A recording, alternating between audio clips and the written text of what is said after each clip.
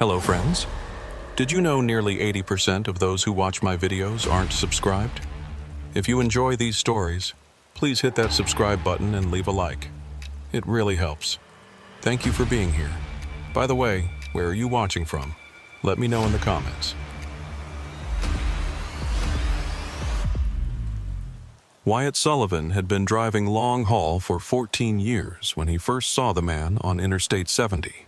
It was October 15, 2019, around 2:47 a.m. according to his dashboard clock, and Wyatt was hauling computer equipment from Kansas to Colorado through one of the loneliest stretches of highway in America. The load was routine, the weather was clear, and he was making good time toward his Denver delivery when the headlights of his red Peterbilt swept across a figure standing on the shoulder near the Kansas-Colorado border. The man stood perfectly still, wearing a faded gray jacket that looked like it had seen better decades, and carrying a small duffel bag that hung from his left hand like it weighed nothing at all. He wasn't thumbing for a ride like most hitchhikers Wyatt had encountered over the years. He wasn't even facing the direction of traffic. Instead, he was positioned at an angle that allowed him to observe approaching vehicles while remaining slightly withdrawn from the highway's edge, as if he was evaluating each truck that passed, rather than simply hoping for transportation. Something about his posture, the way he held himself perfectly motionless against the prairie wind that was strong enough to rock an 18-wheeler, made Wyatt's hands tighten involuntarily on the steering wheel. In 14 years of professional driving, Wyatt had developed instincts about people and situations that didn't quite feel right. This man triggered every one of those warning signals. Wyatt had picked up plenty of hitchhikers over the years. It was part of the unwritten code of the road that truckers followed, an understanding that drivers looked out for each other and for stranded travelers, especially in remote areas where a broken-down car or running out of gas could mean the difference between inconvenience and genuine danger. The highways of America could be unforgiving places, particularly during winter months, or in desert regions where help might be hundreds of miles away. But something about this particular hitchhiker made Wyatt hesitate. Maybe it was the way the man didn't wave or signal for help, didn't display any of the usual body language that indicated someone in need of assistance. Maybe it was how he seemed to know exactly when Wyatt's truck would pass that specific spot, standing ready and waiting like he'd been expecting this particular encounter at this precise time. Most unsettling was the man's face, which Wyatt could see clearly in his headlights as he approached. Middle-aged, probably somewhere in his 50s, with graying hair and weathered skin that spoke of years spent outdoors. But his eyes were what caught Wyatt's attention and held it. Pale blue and completely emotionless, they seemed to look right through Wyatt's windshield and directly into his thoughts rather than simply observing his truck.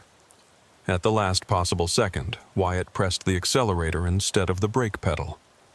His truck rumbled past the hitchhiker at 75 miles per hour, and when he checked his side mirrors, the man was gone.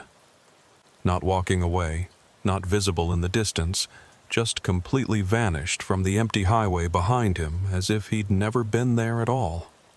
Wyatt shook his head and reached for his thermos of coffee, telling himself that what he'd experienced was highway hypnosis, that dangerous state of altered consciousness that every trucker knew about but hoped never to experience. The mind played tricks when you'd been staring at white lines and yellow markers for too many hours, especially during the dead-of-night runs when the brain's natural circadian rhythms were fighting against the need to stay alert and focused. He'd probably imagined the whole encounter, or maybe seen a mailbox or road sign that his tired brain had interpreted as a human figure. It happened to drivers all the time, particularly on routes like this one where the landscape was so monotonous that the mind began creating its own entertainment just to stay occupied. But even as Wyatt tried to rationalize what he'd seen, he couldn't shake the memory of those pale blue eyes that had seemed to catalog every detail of his appearance, his truck, and his route. The hitchhiker had looked at him with the kind of focused attention that suggested recognition rather than casual observation, as if he'd been specifically waiting for Wyatt's truck rather than hoping for any available ride. The feeling of being watched and evaluated stayed with Wyatt for the remaining hours of his drive to Denver. Every shadow on the roadside made him look twice. Every reflection in his mirrors caused a moment of tension, and every other vehicle on the highway seemed potentially suspicious. By the time he reached his delivery point, Wyatt was exhausted in a way that had nothing to do with the physical demands of driving and everything to do with psychological stress he couldn't quite identify or explain. 2 weeks later, on November 3rd, Wyatt was running the same route in reverse, carrying auto parts from Denver back to Kansas City. The delivery in Colorado had gone smoothly, and he was making excellent time on Interstate 70 eastbound, already calculating that he'd reach his destination several hours ahead of schedule. The early arrival would give him time to rest properly before his next assignment, maybe even catch up on some maintenance issues that his truck had been developing. It was around 1:30 a.m. when he saw the hitchhiker again. Same man, same gray jacket, same small duffel bag hanging from his left hand. This time he was standing on the Colorado side of the border, approximately 50 miles east of where Wyatt had encountered him 2 weeks earlier. But everything else was identical. The motionless posture, the emotionless expression, and those pale blue eyes that seemed to recognize Wyatt's truck from a distance that should have made individual identification impossible. Wyatt hit his air brakes hard enough to activate the automatic warning systems, bringing his 18-wheeler to a stop on the highway shoulder about 20 feet past the hitchhiker's position. His heart was pounding as he set the parking brake and rolled down his passenger side window, trying to convince himself that this was just a coincidence, that plenty of people hitchhiked along major interstate routes. "You need a lift, partner," Wyatt called out, his voice carrying clearly in the still desert air. The hitchhiker turned and walked toward the truck with steps that were oddly measured and precise, like someone following choreography rather than moving naturally. When he got close enough for conversation, Wyatt could see his face clearly under the truck's exterior lighting. The man appeared to be in his mid-50s, with gray hair that looked like it was cut with professional precision rather than the rough, uneven style that might be expected from someone living on the road. His clothes, while obviously worn, were clean and well-maintained. The gray jacket showed signs of extensive use but no obvious damage or staining. His boots were sturdy and practical, the kind that would serve well for long-distance walking, but they weren't worn down or damaged in the way that would be expected from someone who'd been hitchhiking for any significant period of time. "Denver," the man said when he reached the truck. His voice was flat and emotionless, completely lacking the inflection or enthusiasm that Wyatt would have expected from someone who'd been waiting on a highway shoulder for transportation. "Sorry, friend. I'm heading east toward Kansas. That's the wrong direction for you if you're trying to reach Denver." The hitchhiker nodded once, a movement that was as mechanical and precise as his walking had been. He didn't argue, didn't ask about alternative transportation options, didn't show any of the disappointment or frustration that Wyatt would have expected from someone whose travel plans had been disrupted. Instead, the man simply turned and walked away from the truck without another word, disappearing into the darkness beyond Wyatt's headlights with the same abrupt completeness that had characterized his previous vanishing act. The encounter left Wyatt deeply unsettled. He'd offered rides to thousands of people over his 14-year career, and their reactions were always predictable within a normal range of human emotions. Disappointment when he couldn't provide the help they needed, gratitude when he could, sometimes anger or desperation when they were facing particularly difficult circumstances. But this hitchhiker had shown no emotion at all. He'd accepted Wyatt's inability to help with the same expressionless calm that he might have shown to a weather report or traffic announcement. Most people would have asked follow-up questions, inquired about other drivers who might be heading in the right direction, or at least expressed some acknowledgement of the inconvenience. This man had simply walked away as if the interaction had proceeded exactly according to some predetermined script that he was following. 3 hours later, at a truck stop near Goodland, Kansas, Wyatt decided to use his CB radio to ask other drivers about their experiences with hitchhikers along the I-70 corridor.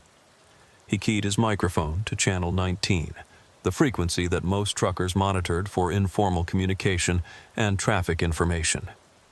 Anyone running eastbound or westbound on 70 through Colorado tonight?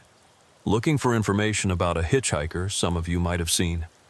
After several seconds of static, a gravelly voice responded with the distinctive cadence of a veteran driver who'd been on the road for decades. This is Big Dog in the blue Freightliner, currently eastbound about 30 miles behind you. What kind of hitchhiker are you asking about? Middle-aged guy, maybe 55 or so, wearing a gray jacket and carrying a small duffel bag. Seen him twice now in the last couple of weeks, both times near the Kansas-Colorado border area. Something about him doesn't seem quite right. There was a long pause before Big Dog responded, and when he did, his voice carried a tone that Wyatt hadn't expected. You mean the ghost? Wyatt's coffee cup stopped halfway to his lips.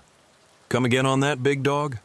That hitchhiker you're describing, he's been spotted all over the I-70 corridor for about 3 years now. Different truckers see him at different times and locations, but always the same description. Gray jacket, small bag, stands in that weird way where he doesn't seem to actually want to ride. Another voice joined the conversation, this one belonging to a driver who identified himself as Road Warrior. I seen that same individual last month near Junction, Colorado. Exactly like you described. Asked him where he was going, and he said Denver, but when I told him I was heading to Salt Lake City and could take him partway west, he just walked away without saying anything else. Same experience here, transmitted a third driver. Saw him twice this summer, both times near the Colorado border area. Never accepts rides, just stands there and watches trucks go by like he's studying something. Wyatt grabbed a pen and his logbook to take notes. How many of you have actually seen this guy? Over the next 25 minutes, 8 different truckers reported encounters with what appeared to be the same hitchhiker. The descriptions were identical in every significant detail. Gray jacket that looked old but well-maintained, small duffel bag, pale blue eyes, emotionless expression, and the peculiar habit of asking for rides to specific destinations but never actually accepting transportation when it was offered. But the geographic range of the sightings was what made the situation genuinely disturbing. The hitchhiker had been reported not just on I-70 through Kansas and Colorado, but also on I-80 through Wyoming and Utah, I-40 through New Mexico and Arizona, and even I-25 through Colorado and New Mexico. The distances involved would require constant travel at speeds that would be impossible for someone depending on hitchhiked rides. Maybe he's got his own transportation, suggested one trucker. Could be he's working some kind of scam, setting up at different spots to test how truckers react to certain situations. What kind of scam? Big Dog asked. Every driver who's talked to him says the same thing. He asks for a ride, you offer help or explain why you can't help, and he just walks away. No money requests, no sob story, no attempt to get into anyone's truck. Road Warrior offered a different theory that made Wyatt's blood run cold. I heard something from my dispatcher about a month ago. Apparently there's been a pattern of trucker disappearances along these same routes. Solo drivers who just vanish without any explanation. Trucks found abandoned at rest stops or truck stops, but the drivers are never located. How many disappearances? Wyatt asked. I don't know exact numbers, but enough that some companies are starting to require buddy system driving for certain routes. 2 drivers per truck or convoy travel with regular check-ins. The conversation continued for another hour, with more truckers joining in to share their own stories and observations. The pattern that emerged painted a picture of something far more complex and troubling than a simple highway oddity. The mysterious hitchhiker appeared to be conducting some form of systematic observation of trucking operations along major interstate routes throughout the western United States.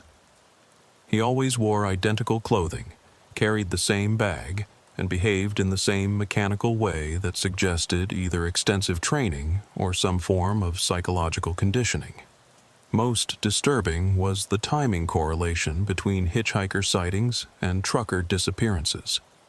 While not every driver who reported seeing the gray-jacketed man had subsequently vanished, every disappearance had occurred on routes where the hitchhiker had been spotted by other drivers within the previous few weeks. "I think he's marking targets," transmitted a trucker who identified himself as Mountain Mike. "Studying our patterns, learning our routes, maybe reporting back to someone else about which trucks to follow or which drivers to approach under different circumstances." "But what would be the point?" Big Dog asked. "Truckers don't carry large amounts of cash, and our cargo is usually insured and tracked. Truck hijacking is a federal crime with serious penalties, and the profit margins wouldn't justify the risks." Mountain Mike had an answer that made everyone on the channel go quiet. "Maybe it's not about the money or the cargo. Maybe someone's collecting truckers themselves." After signing off from the CB conversation, Wyatt drove the rest of the way to Kansas City with a growing sense of unease that had nothing to do with road conditions or mechanical concerns. Every vehicle that appeared in his mirrors seemed potentially suspicious.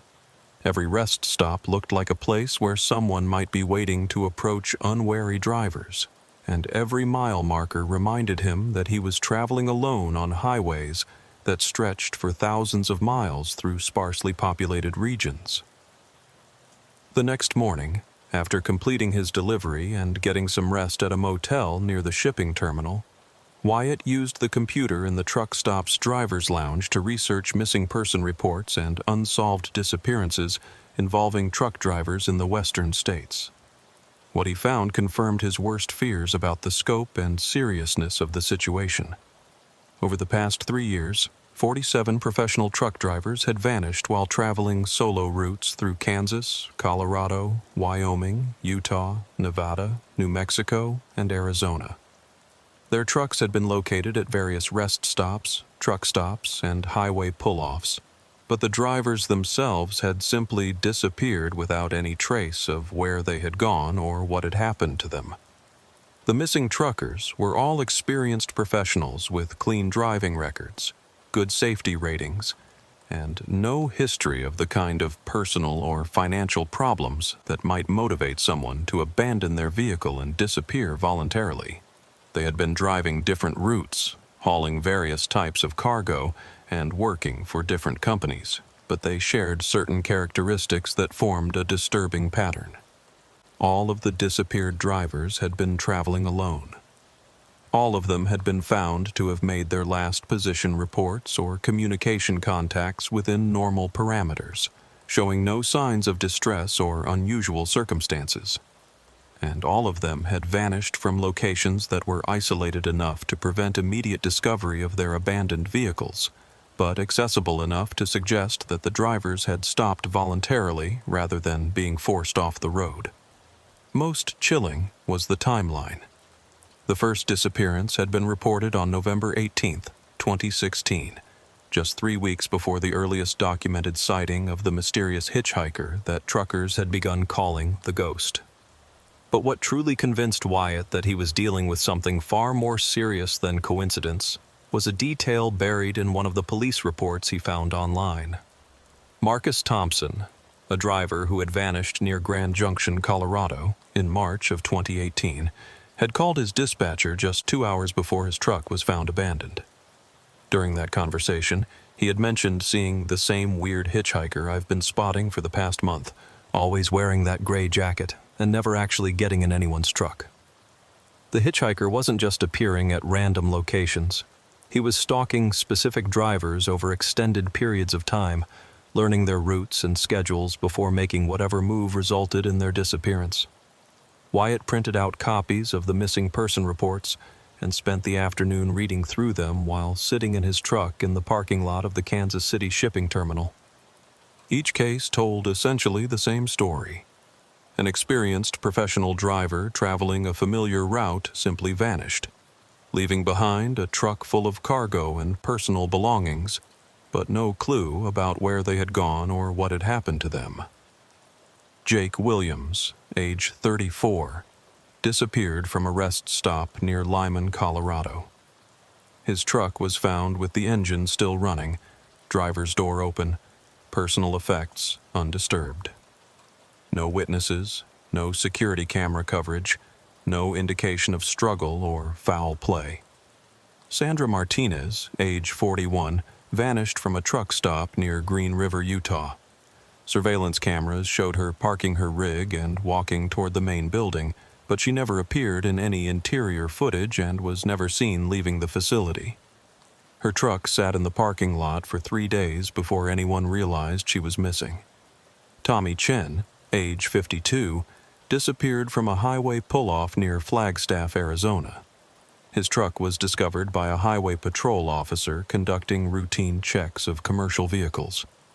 The engine was off, keys were in the ignition, and Chen's logbook showed that he had been on schedule and making normal progress toward his destination just hours before he vanished. Each case was being investigated by local law enforcement agencies. But the jurisdictional complications of crimes that crossed multiple state boundaries meant that no single agency had developed a comprehensive understanding of the pattern. The FBI had been notified about several of the disappearances, but federal resources were limited and the cases didn't meet the criteria for immediate priority attention. As Wyatt read through the reports, he began to understand that he and his fellow truckers were facing a predator who understood their industry well enough to exploit its vulnerabilities. The killer, or killers, knew how truckers thought, where they stopped, when they were most vulnerable, and how to approach them without triggering suspicion. That evening, as Wyatt prepared for his next assignment, his cell phone rang with a call from his dispatcher. Sharon had been working the same desk for 8 years, and Wyatt trusted her judgment about routes, customers, and industry conditions. "We lost another one," Sharon told him without preamble. "Blake Morrison, been driving for us for 6 years. Family man, never missed a delivery, always called in his position reports right on schedule." Wyatt felt his stomach clench. "Where?" "His truck was found this morning at a rest stop outside Salina, Kansas. State police said it looked like he just parked and walked away. All his personal stuff was still there. Wallet with cash and credit cards, cell phone, even his coffee was still warm." "Any witnesses?" "That's the strange part. The rest stop attendant said Blake's truck pulled in around midnight, but nobody saw the driver get out or walk toward the buildings. Security cameras were malfunctioning, so there's no video footage of what happened." Sharon paused, and Wyatt could hear papers rustling in the background as she consulted her notes. "Wyatt, I'm going to ask you something, and I want you to think carefully before you answer. Blake called in 3 different reports over the past month about seeing a hitchhiker on his regular routes. Always the same description. Middle-aged guy in a gray jacket who never actually accepts rides. You mentioned something similar a few weeks ago." "Yeah, I've seen him. Same guy, I think. There are a lot of truckers who've spotted him." "How many?" Wyatt thought back to the CB radio conversation and his subsequent research. "At least a dozen drivers I've talked to personally, probably more who haven't mentioned it on the radio." "Wyatt, I've been doing this job for 23 years, and I've never heard about the same hitchhiker being spotted by so many different drivers over such a wide geographic area. People who hitchhike usually stay in one region, and they usually want to actually get rides to specific destinations." "What are you thinking?" Sharon's voice took on a tone that Wyatt had never heard from her before, a combination of worry and professional concern that made his hands tighten around the phone. "I'm thinking that maybe this hitchhiker isn't looking for rides. Maybe he's looking for something else entirely, and our drivers are getting caught up in whatever that something else happens to be." 3 weeks after Blake Morrison's disappearance, Wyatt found himself driving through Nevada on Interstate 80, hauling refrigerated goods from Sacramento to Chicago on a route that would take him through some of the loneliest stretches of highway in America. It was the kind of run that experienced truckers both loved and dreaded. Excellent pay for crossing the country, but long hours through empty landscapes where mechanical breakdowns or medical emergencies could turn routine deliveries into life-threatening situations. Word had continued to spread through the trucking community about the mysterious hitchhiker and his possible connection to the growing number of driver disappearances. CB channels throughout the western states buzzed with reports, theories, and warnings from truckers who'd had encounters with the gray-jacketed man. Truck stop bulletin boards carried handwritten notices describing his appearance and advising drivers to avoid any contact. Even dispatchers and fleet managers were beginning to take the situation seriously, issuing informal advisories about solo travel on certain routes. But for all the awareness and precautions being taken by the trucking community, the disappearances continued. In the 3 weeks since Blake Morrison had vanished from the rest stop in Kansas, 4 more drivers had simply disappeared from their trucks under circumstances that defied rational explanation.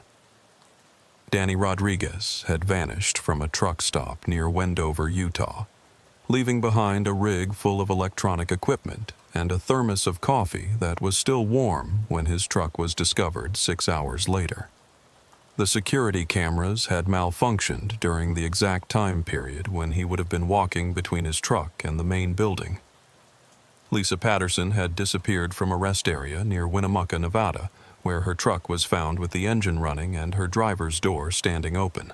Her logbook indicated that she had been making excellent time and had no mechanical or scheduling problems that would have required an unplanned stop.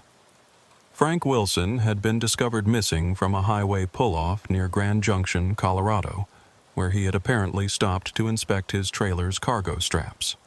His truck was found properly secured. His inspection checklist was completed, and his CB radio was still tuned to Channel 19. But Frank himself had simply vanished without any trace.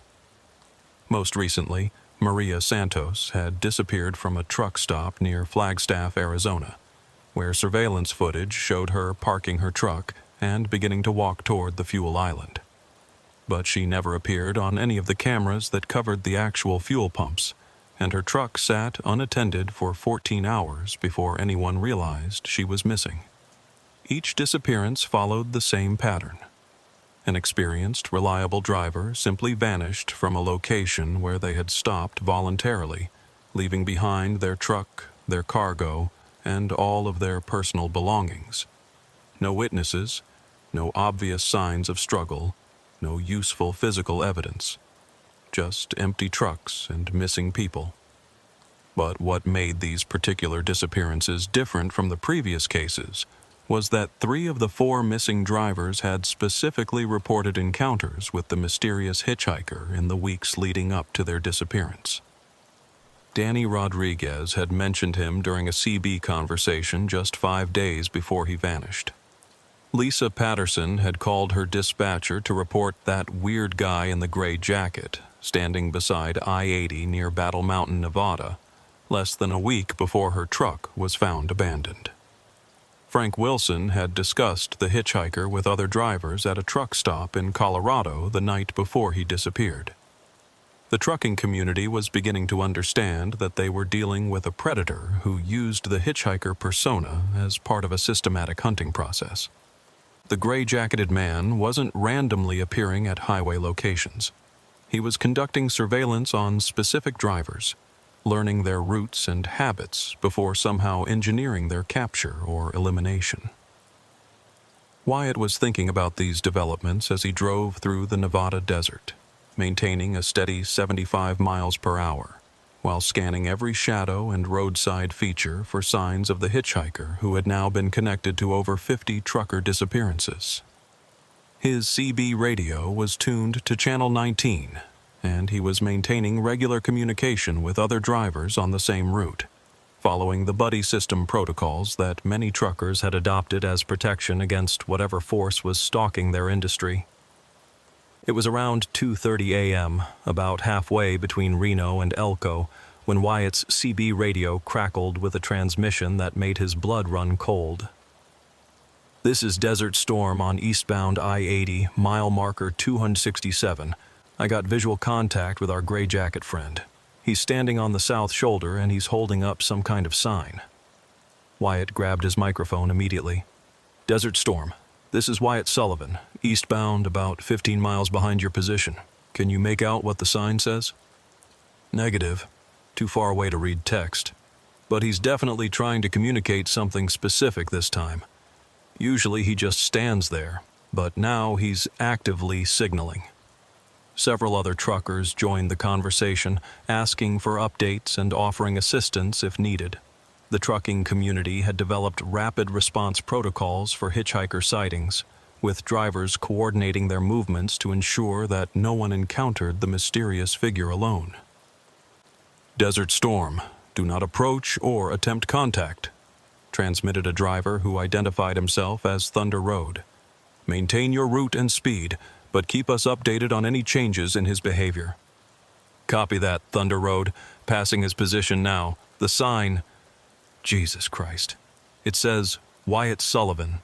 Final warning." Wyatt's hands tightened on the steering wheel so hard that his knuckles went white.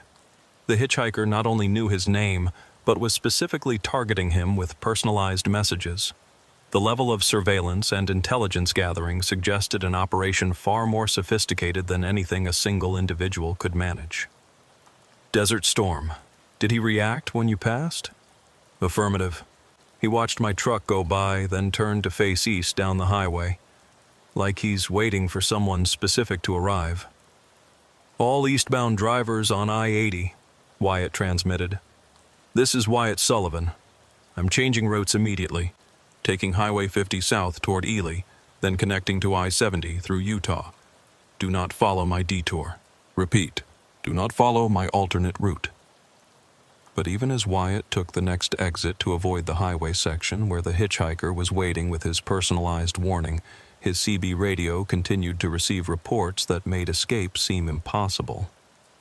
"Hitchhiker spotted at the Highway 50 junction, same gray jacket, now holding a different sign. Got visual confirmation at the Ely truck stop, standing near the fuel islands.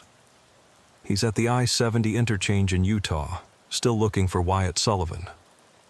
The reports were geographically impossible. Highway 50 and I-70 were hundreds of miles apart, separated by mountain ranges and desert that would take hours to cross by vehicle. Yet multiple reliable witnesses were reporting the same individual at widely separated locations within minutes of each other. Either there were multiple people working together and coordinating their activities with military precision, or the hitchhiker possessed some method of transportation that allowed him to cover vast distances far more quickly than conventional vehicles. Wyatt pulled into a truck stop near Ely, Nevada, hoping to wait out whatever was happening on the highways around him. But as he backed his truck into a parking space at the far end of the lot, away from the main building and other vehicles, he saw a familiar figure walking across the asphalt toward him. The hitchhiker approached with the same mechanical gait that Wyatt remembered from their previous encounters. But this time something was different about his demeanor. Instead of the emotionless passivity that had characterized their earlier meetings, the gray-jacketed man moved with obvious purpose and determination. He was no longer observing or evaluating. He was acting on decisions that had already been made. Wyatt immediately locked his truck's doors and reached for his CB microphone to call for help, but the hitchhiker stopped about 15 feet from the truck and simply stood there, making no threatening gestures or attempts to approach closer. Instead, he set his duffel bag on the ground and began removing items from it, displaying them one by one for Wyatt to observe. The first item was a photograph, which he held up toward Wyatt's windshield. Even at that distance, Wyatt could see that it showed Blake Morrison, the driver who had disappeared from the rest stop in Kansas 3 weeks earlier. But Blake wasn't missing in the photograph. He was sitting in what appeared to be the cab of his truck, wearing the same clothes he'd had on when he vanished. His eyes were open and he appeared to be conscious, but his expression was completely vacant, as if he was looking at something that wasn't there. The hitchhiker put away the first photograph and displayed a second one, this time showing Danny Rodriguez, the driver who had vanished from the truck stop in Utah. Danny appeared to be in the same condition as Blake, conscious but not aware, sitting motionless in his driver's seat with the same empty expression. One by one, the hitchhiker displayed photographs of missing truckers, each showing the same disturbing scene. Lisa Patterson, Frank Wilson, Maria Santos, and dozens of others, all sitting in identical poses with vacant stares that suggested their consciousness had been altered or removed entirely. They were physically alive, but something fundamental about their humanity had been stripped away. The final photograph made Wyatt's stomach clench with horror and disbelief. It showed Wyatt himself sitting in his own truck's cab with the same empty expression as all the other missing drivers. But the photograph had obviously been taken recently, within the past few hours, based on the clothes he was wearing and the interior details of his truck that were visible in the image. Yet Wyatt had no memory of the photograph being taken, no awareness of ever being in the mental state it depicted. Either the image had been doctored using sophisticated technology, or the hitchhiker had somehow photographed him in a condition that he couldn't remember experiencing. After displaying all the photographs, the hitchhiker put them away and pulled out a piece of paper. He held it against Wyatt's windshield so that the handwritten message could be read clearly. Individual resistance is futile. Join the collective voluntarily and retain some awareness. Resist and be processed without consideration for your preferences. You have until dawn to decide. Wyatt grabbed his CB microphone and transmitted on the emergency frequency that truckers used for life-threatening situations. "This is Wyatt Sullivan at the Eli truck stop on Highway 50. The hitchhiker is here with me. He's showing me photographs of missing drivers who appear to be alive but altered somehow. I need immediate assistance." The response was immediate and overwhelming. Truckers throughout Nevada, Utah, and California began reporting their positions and estimated times of arrival at Wyatt's location. The trucking community was mobilizing to protect one of their own against a threat they didn't understand but recognized as genuinely dangerous. "Stay in your truck, Wyatt. Keep your doors locked and your engine running." "We're coming, brother. Hold tight. Don't let him get close enough to touch your vehicle." "What do the photographs actually show? Are the missing drivers still alive?"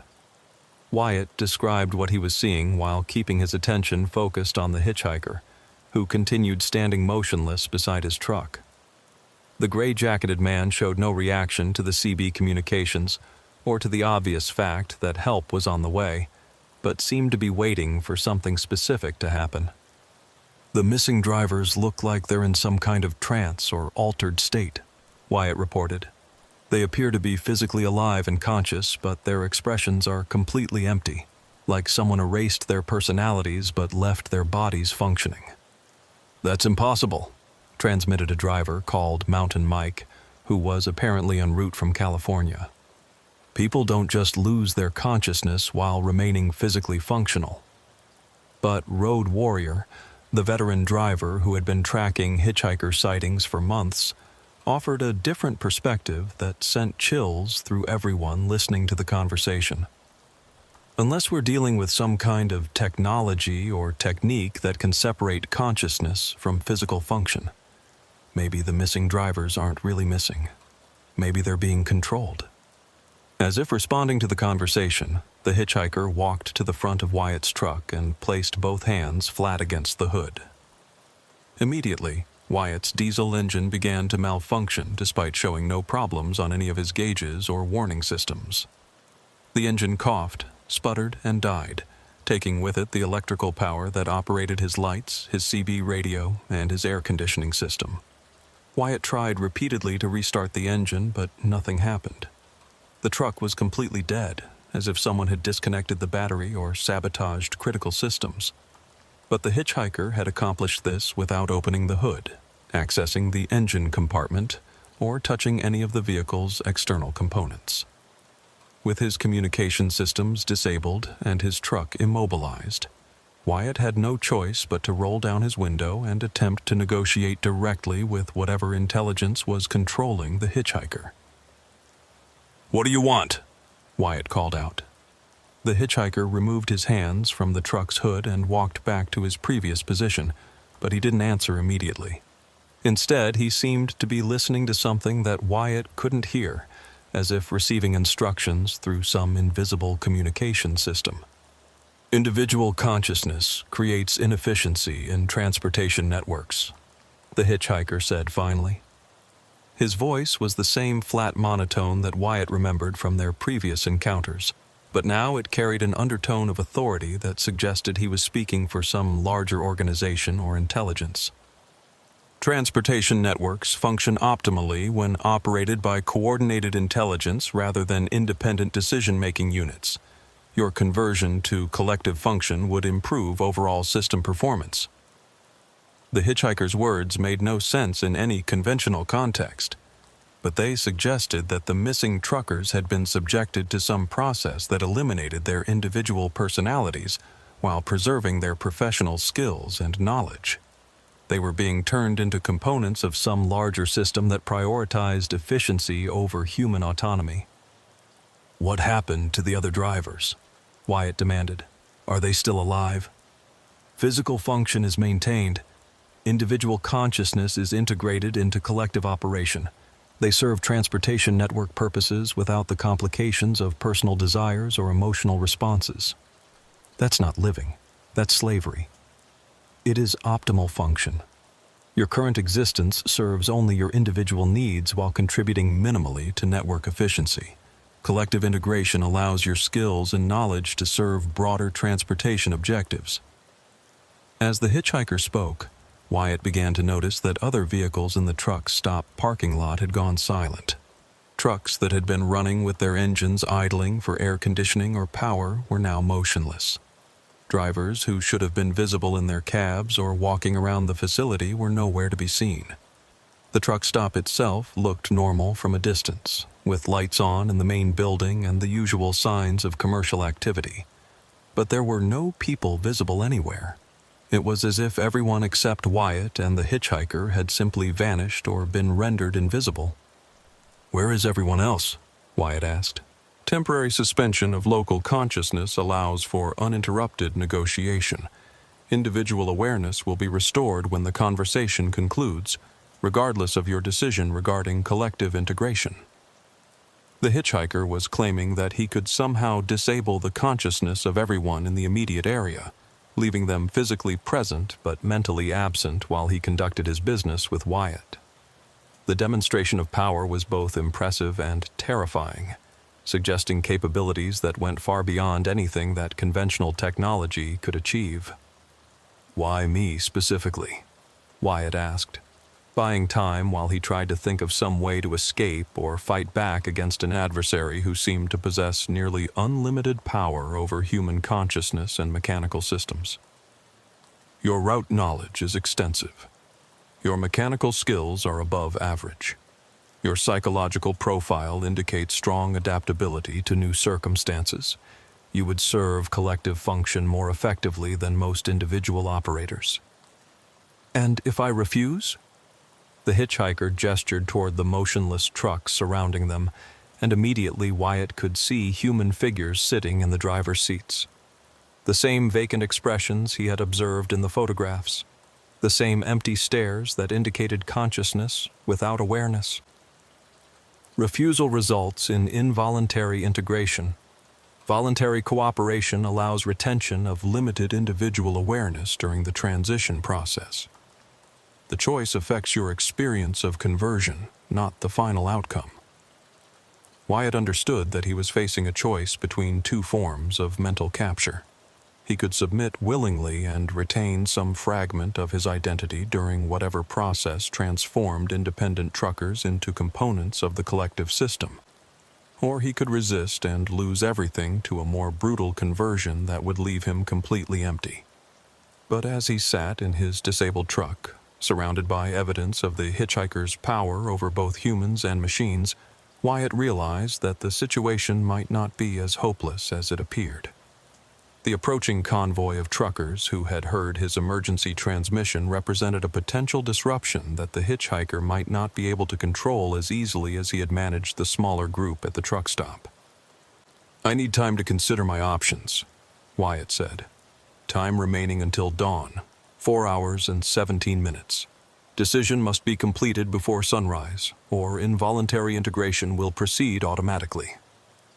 The hitchhiker picked up his duffel bag and walked away from the truck, disappearing into the shadows at the edge of the parking lot with the same abrupt completeness that had characterized all of his previous vanishings. Immediately, Wyatt's engine came back to life, his electrical systems resumed normal operation, and the other drivers in the truck stop began showing signs of returning consciousness. But now Wyatt faced a countdown that would determine whether he retained his identity and independence, or joined the ranks of missing truckers who served purposes they could no longer understand.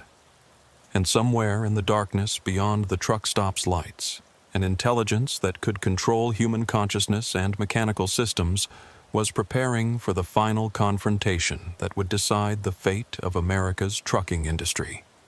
By 3 a.m., the truck stop parking lot in Ely had filled with over 40 18-wheelers as truckers from across Nevada, California, and Utah responded to Wyatt's emergency call. The convoy that had assembled represented one of the largest spontaneous gatherings of professional drivers that anyone could remember, a testament to the solidarity that had always characterized the trucking community when one of their own faced genuine danger.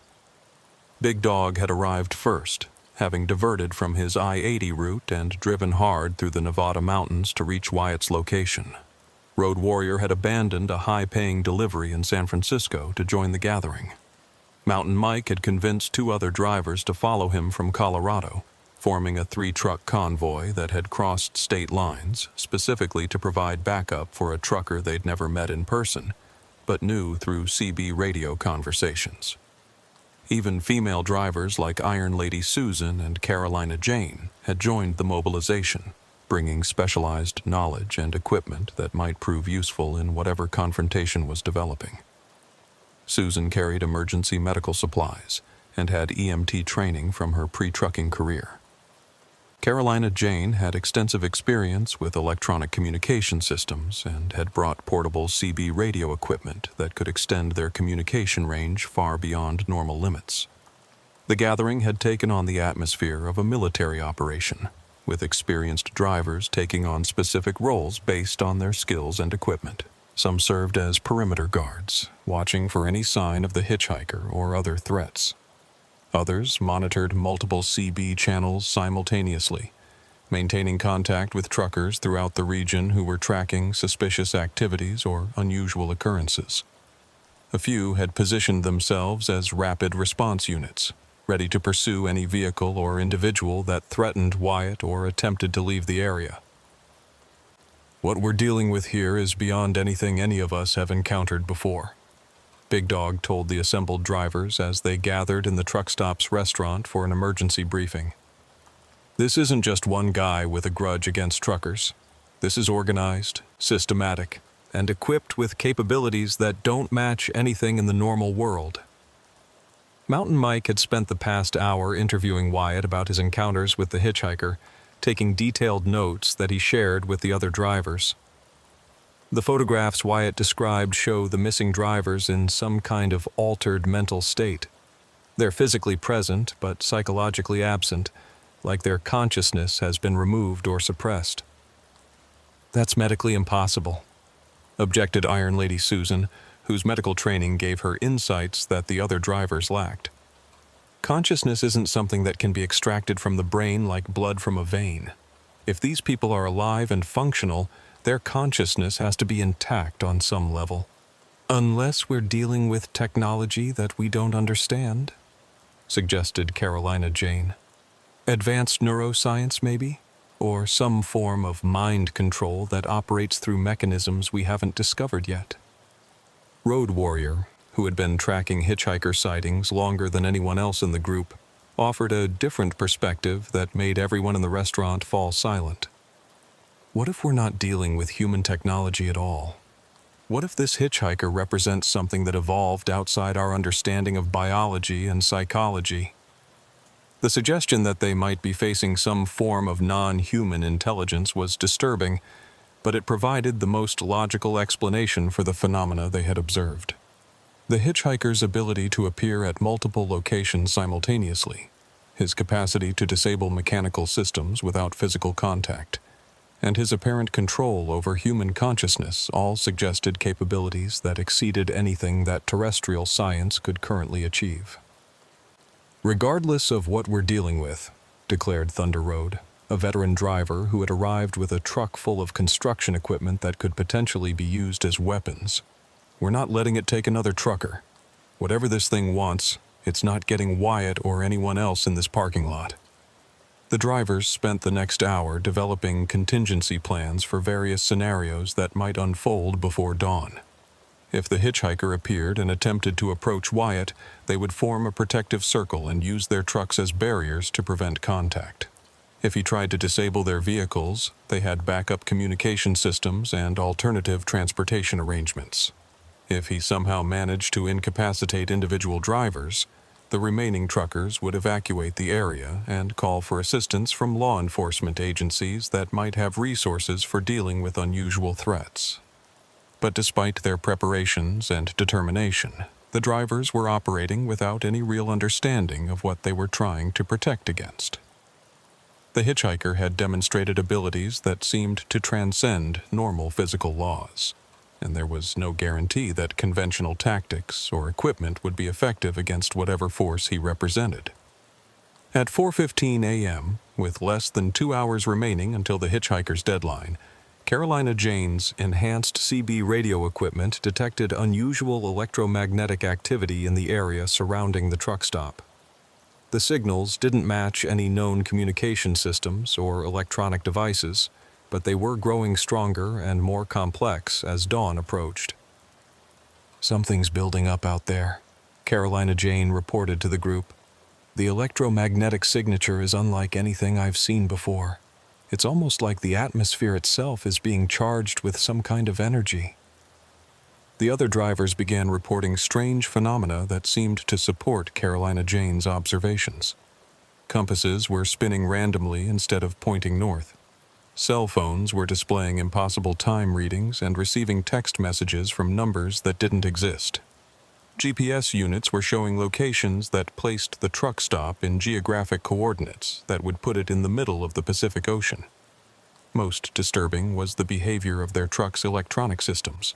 Engine management computers were recording data that violated basic principles of physics, showing fuel consumption rates that were mathematically impossible and temperature readings that exceeded the melting points of the metals involved.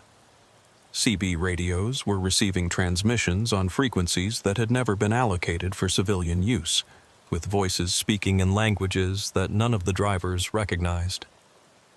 "It's like reality is becoming unstable," observed Mountain Mike as he watched his truck's dashboard display information that couldn't possibly be accurate. "The normal rules that govern how things work aren't applying anymore." Wyatt, who had been monitoring the situation from his truck while staying in constant communication with the other drivers, began to understand that the hitchhiker's deadline wasn't arbitrary. Something fundamental was scheduled to change at dawn, something that would affect not just him, but the entire area around the truck stop. "I think the deadline isn't about when I have to make a decision," Wyatt transmitted over the CB radio. "I think it's about when conditions will be optimal for whatever process he uses to convert people. He's been waiting for specific circumstances that will only occur at sunrise." This interpretation proved accurate when, at 5:30 a.m., the hitchhiker reappeared in the truck stop parking lot. But he was no longer alone. Behind him walked a procession of figures that made every driver in the area step back from their windows in shock and horror. The missing truckers, all 51 of them, moving with the same mechanical precision that characterized the hitchhiker's movements. Blake Morrison was there, still wearing the clothes he'd had on when his truck was found abandoned in Kansas. Danny Rodriguez walked beside him, looking exactly as he had when he'd reported the hitchhiker chasing his truck on the CB radio. Lisa Patterson, Frank Wilson, Maria Santos, and dozens of others, all moving in perfect synchronization like members of a drill team or military unit. But they weren't the people they had been. The vacant expressions that Wyatt had observed in the photographs were even more disturbing in person. The missing drivers were conscious and mobile, but something essential about their humanity had been removed or suppressed. They moved without individual purpose, responded to no external stimuli, and showed no recognition of their former colleagues who were watching from the trucks surrounding the parking lot. "Jesus Christ," whispered Big Dog over the CB radio. "They're all still alive." But alive wasn't the right word for what the assembled drivers were witnessing. The missing truckers were animate and functional, but they had been reduced to the status of biological machines operating according to programming that they couldn't understand or resist.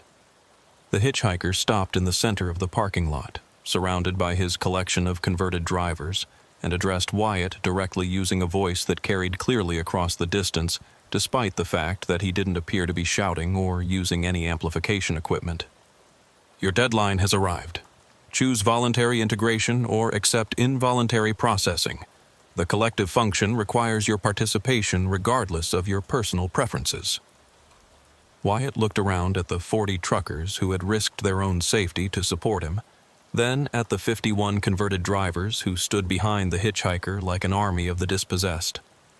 The choice he made would determine not just his own fate, but the future of everyone who had come to help him. "What did you do to them?" Wyatt demanded, speaking through his CB radio so that all the other drivers could hear the conversation. "Individual consciousness has been integrated into collective function. They serve the transportation network with optimal efficiency, unencumbered by personal desires, emotional responses, or decision-making conflicts that reduce operational effectiveness." That's not efficiency. That's the destruction of everything that makes us human. Humanity as currently structured creates inefficiency, unpredictability, and resource waste. Collective integration eliminates these problems while preserving the knowledge, skills, and physical capabilities that make your species useful for transportation network operations. The hitchhiker gestured toward the converted drivers, and immediately they began moving toward the trucks where Wyatt's supporters were positioned. But instead of walking normally, they moved with the coordinated precision of a military unit executing a complex maneuver. "Your supporters will be processed first," the hitchhiker announced. "Their conversion will demonstrate the benefits of voluntary cooperation versus involuntary integration." Big Dog was the first to respond to the approaching threat. He stepped out of his truck with a tire iron in his hand, intending to physically resist whatever process the hitchhiker was planning to use on him. But when the converted drivers got within 20 feet of his position, Big Dog suddenly stopped moving. His eyes went vacant, his grip on the tire iron loosened, and his facial expression changed from determined resistance to complete emptiness. Within seconds, he had joined the ranks of converted drivers who were moving through the parking lot with mechanical precision. "Big Dog!" Mountain Mike shouted over the CB radio. But when he attempted to exit his truck to help his colleague, the same thing happened to him. The hitchhiker's influence could override human free will from a distance, without any apparent physical contact or technological intervention. One by one, the truckers who had come to protect Wyatt were converted into the same vacant state as the missing drivers who had been collected over the past 3 years. Carolina Jane, Iron Lady Susan, Road Warrior, Thunder Road, all reduced to empty shells that responded only to the hitchhiker's silent commands. Within 15 minutes, Wyatt was the only unaltered consciousness in a parking lot filled with over 90 people who had lost their individual identity to whatever force the hitchhiker represented. The conversion process had been so efficient and complete that there was no evidence of struggle or resistance from any of the affected drivers. "This is what awaits all operators of transportation equipment," the hitchhiker told Wyatt as he surveyed his expanded collection of converted personnel. "Individual resistance only delays inevitable integration. Your species will be preserved and utilized according to optimal efficiency parameters, but personal autonomy creates unnecessary complications." Wyatt realized that he was witnessing the systematic elimination of human consciousness from America's trucking industry. The highways that connected every city, town, and rural area in the country were being staffed by people who served purposes they couldn't understand, controlled by an intelligence that viewed human autonomy as an obstacle to efficient operations. "Why truckers specifically?" Wyatt asked, still hoping to buy time while he tried to think of some way to escape or fight back against an adversary who had just demonstrated overwhelming power over human consciousness. Transportation networks are critical infrastructure for resource distribution and population management. Truckers possess necessary skills, route knowledge, and access privileges that make them ideal candidates for collective integration. Control of transportation systems provides control of entire civilizations. The hitchhiker was describing the conquest of human society through the systematic replacement of independent workers with controlled operators who served the interests of some non-human intelligence. Every major highway, every shipping facility, every truck stop would eventually be staffed by converted humans who had retained their professional skills but lost their ability to think independently or resist instructions. "You're talking about invasion and conquest," Wyatt realized. "Integration and optimization. Your species will continue to exist and function, but under management systems that eliminate the inefficiencies and conflicts that characterize your current social organization." The hitchhiker raised his hand toward Wyatt, and immediately Wyatt felt his consciousness being pushed aside by some external force that seemed to originate from inside his own mind. His thoughts became cloudy, his emotions were dampened, and his sense of individual identity began to fade as the conversion process began. But as the integration proceeded, something unexpected happened that disrupted the hitchhiker's control. Wyatt's CB radio, still tuned to Channel 19, began broadcasting his voice even though he wasn't consciously speaking into the microphone. The radio was somehow transmitting his thoughts and resistance directly, creating a communication link that seemed to interfere with the conversion process. "This is Wyatt Sullivan.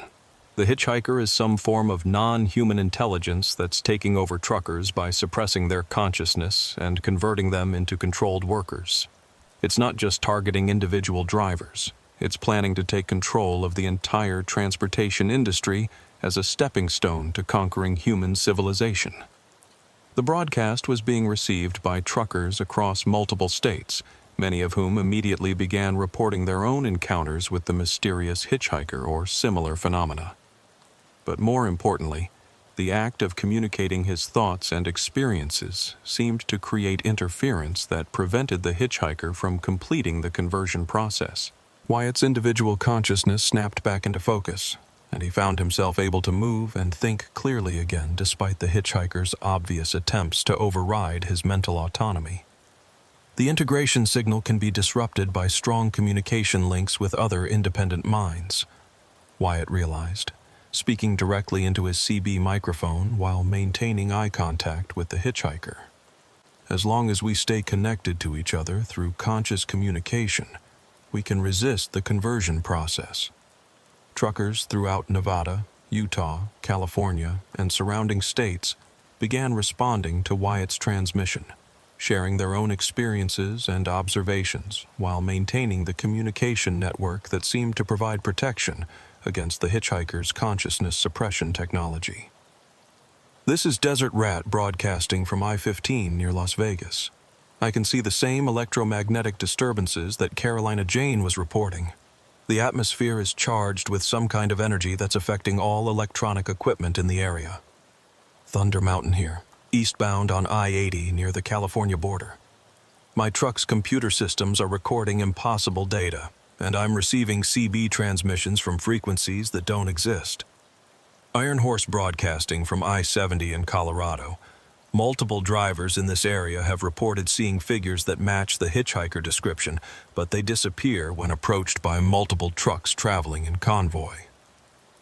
The communication network that was developing across the western states seemed to create some form of collective resistance that the hitchhiker couldn't easily overcome. Individual truckers might be vulnerable to conversion when isolated, but the connected community of drivers sharing information and experiences created interference patterns that disrupted the consciousness suppression technology. But the victory was temporary. The hitchhiker and his collection of converted drivers began moving toward Wyatt's truck with obvious intent to complete the integration process through direct physical contact rather than remote mental manipulation. As dawn broke over the Nevada desert, Wyatt started his engine and pulled out of the truck stop parking lot, beginning a chase that would determine whether the trucking industry remained under human control or became the first step in a larger transformation that would eventually encompass all of American society. Behind him, over 90 trucks driven by converted drivers began following in perfect formation, while ahead of him lay hundreds of miles of empty highway where the final confrontation between human consciousness and alien intelligence would be decided by factors that neither side fully understood. The chase across Nevada lasted through the morning and into the afternoon, with Wyatt maintaining a steady 75 miles per hour while leading a convoy of over 90 converted trucks through some of the most desolate landscape in America. Behind him, the drivers who had once been independent professionals moved in perfect synchronization. Their vehicles spaced exactly the same distance apart, and their speed maintained with mathematical precision that no human driver could achieve naturally. But Wyatt was no longer alone in his resistance. The CB radio network that had formed in response to his emergency broadcast had evolved into a sophisticated communication system that connected hundreds of truckers across the western United States. Drivers throughout Nevada, Utah, California, Arizona, Colorado, and New Mexico were coordinating their movements to track the chase while conducting their own investigations into the phenomena that was threatening their industry. "This is Moondog broadcasting from I-15 near Barstow," came one transmission that reached Wyatt despite the distance and terrain that should have blocked CB communications. "We've got visual confirmation of 3 more hitchhikers matching the description of your gray jacket man. They're positioned at different truck stops along the interstate, and they all seem to be coordinating their activities." "Copy, Moondog. This is Prairie Wind on I-40 eastbound near Flagstaff. Same situation here. Multiple individuals matching the hitchhiker profile, all appearing simultaneously at locations that are hundreds of miles apart." The reports confirmed what Wyatt had begun to suspect during the night. The entity he had been calling the hitchhiker was not a single individual, but rather multiple manifestations of some larger intelligence that could operate through what appeared to be separate physical forms. The gray-jacketed figures were components of a distributed system that was conducting simultaneous operations across the entire Western transportation network. "This is Desert Storm with an update from Reno," came another transmission that carried crucial new information. "We've been monitoring electromagnetic signatures in areas where the hitchhikers have been spotted, and we're detecting patterns that suggest coordinated technology rather than natural phenomena. Whatever these things are, they're using equipment that operates on principles we don't understand." Wyatt had been driving for 6 hours, and the converted convoy following him showed no signs of fatigue, mechanical stress, or any of the normal limitations that affected human drivers and their vehicles. The trucks behind him were operating with efficiency that exceeded their design specifications, traveling at sustained speeds without the usual fuel consumption or engine wear that such performance should have required. More disturbing was the fact that the converted drivers were somehow maintaining their formation and coordination despite being separated by distances that should have made visual or conventional radio communication impossible. They were operating as components of a collective intelligence that could process information and issue commands across the entire convoy simultaneously. But as the chase continued, Wyatt began to notice something that gave him hope. The communication network that had formed among independent truckers was having effects that extended beyond simple information sharing. Drivers who maintained active CB contact with other unconnected truckers seemed to develop resistance to the consciousness suppression effects that the hitchhikers used to convert their victims. "This is Iron Mountain broadcasting from I-70 near Grand Junction," came a transmission that illustrated this phenomenon. "One of those gray jacket figures approached my truck at a fuel stop 20 minutes ago. I could feel something trying to get into my head, like pressure building inside my skull. But as long as I kept talking on the CB, kept my mind connected to other drivers, the effect couldn't take hold." "Same experience here," confirmed another driver. "The conversion process requires isolation. When we stay connected to each other through active communication, the hitchhikers can't override our individual consciousness." This discovery changed the dynamics of the situation completely. The hitchhikers' power depended on their ability to isolate individual drivers and overwhelm their consciousness through focused mental pressure. But the CB radio network that connected hundreds of truckers created a form of collective resistance that disrupted the conversion technology. "All independent drivers," Wyatt broadcast as he led the convoy of converted trucks through the Nevada desert, "maintain constant communication with other drivers. The consciousness suppression effect can't function when we're actively connected to each other's minds through conversation and information sharing." The response was immediate and coordinated. Truckers throughout the region began forming communication networks that created protective barriers against the hitchhikers' conversion attempts. Drivers who had been traveling alone partnered with others to maintain continuous CB contact.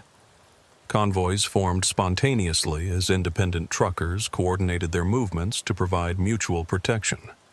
But the hitchhikers were adapting to the new circumstances as well. Reports began coming in from across the region describing coordinated attacks on truck stops, rest areas, and fuel stations where independent drivers were most vulnerable. "This is Thunder Road broadcasting an emergency from the Flying J near Winnemucca," came one transmission that illustrated the escalating conflict. "Multiple hitchhikers are surrounding the truck stop, approximately 12 individuals in identical gray jackets. They're not approaching individual drivers anymore. They're trying to create some kind of interference field that disrupts CB communications." "Copy, Thunder Road. This is Mountain Mike with backup en route from Elko. We've got 15 trucks in convoy formation coming your way."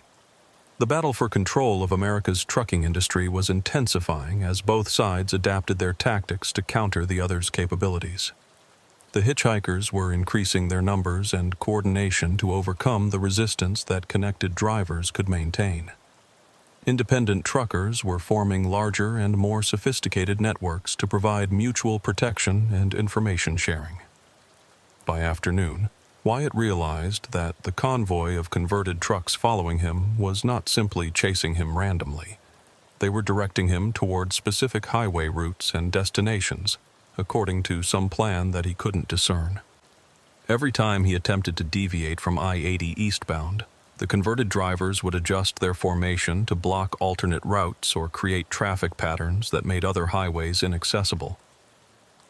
"They're herding me towards something specific," Wyatt reported to the CB network. "This isn't just a pursuit. They want me to reach a particular destination where they can complete whatever process they've been planning." "Where do you think they're taking you?" asked Carolina Jane, whose voice was coming through clearly despite the fact that she should have been one of the converted drivers following in the convoy behind him. "Carolina Jane?" Wyatt responded in amazement. "How are you communicating? I saw you get converted at the truck stop." "The conversion process isn't permanent if you can re-establish connection with independent consciousness quickly enough," she replied. "I managed to break free when the CB network started forming this morning. The collective intelligence connection works both ways. If we can maintain strong enough communication links, we can actually reverse the suppression effect." This revelation changed everything. The missing truckers who had been collected over the past 3 years weren't permanently lost. They were being held in a state of consciousness suppression that could potentially be reversed if the right conditions could be created.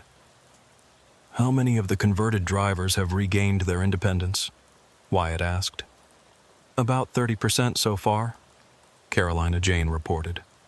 Big Dog, Mountain Mike, and Iron Lady Susan have all broken free. But the process requires constant communication with the independent network. If the CB connections are disrupted, the suppression effect returns immediately. As the convoy approached the Utah border, Wyatt began to see the destination that the hitchhikers had been directing him toward.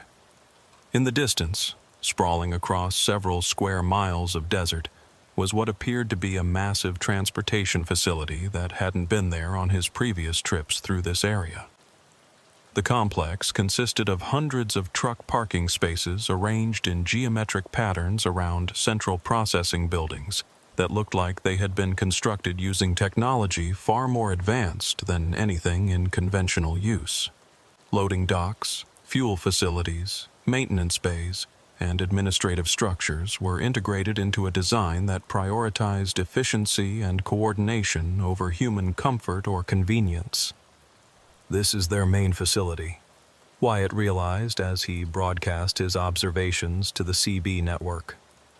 They've built a processing center where they can convert truckers on an industrial scale and coordinate the operations of their controlled transportation network.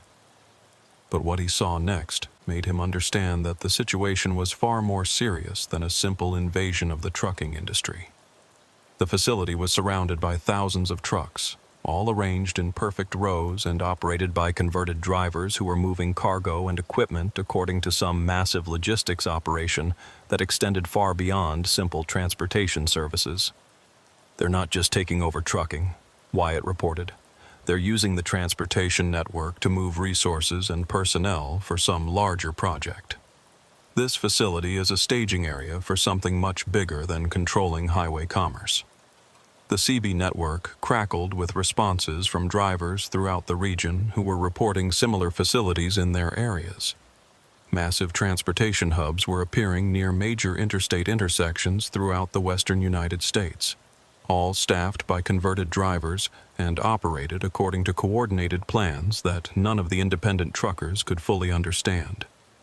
"This is a conquest operation," declared Road Warrior, whose voice was coming through strongly despite his apparent conversion earlier that morning. "They're using our industry as the foundation for taking control of the entire continental transportation infrastructure."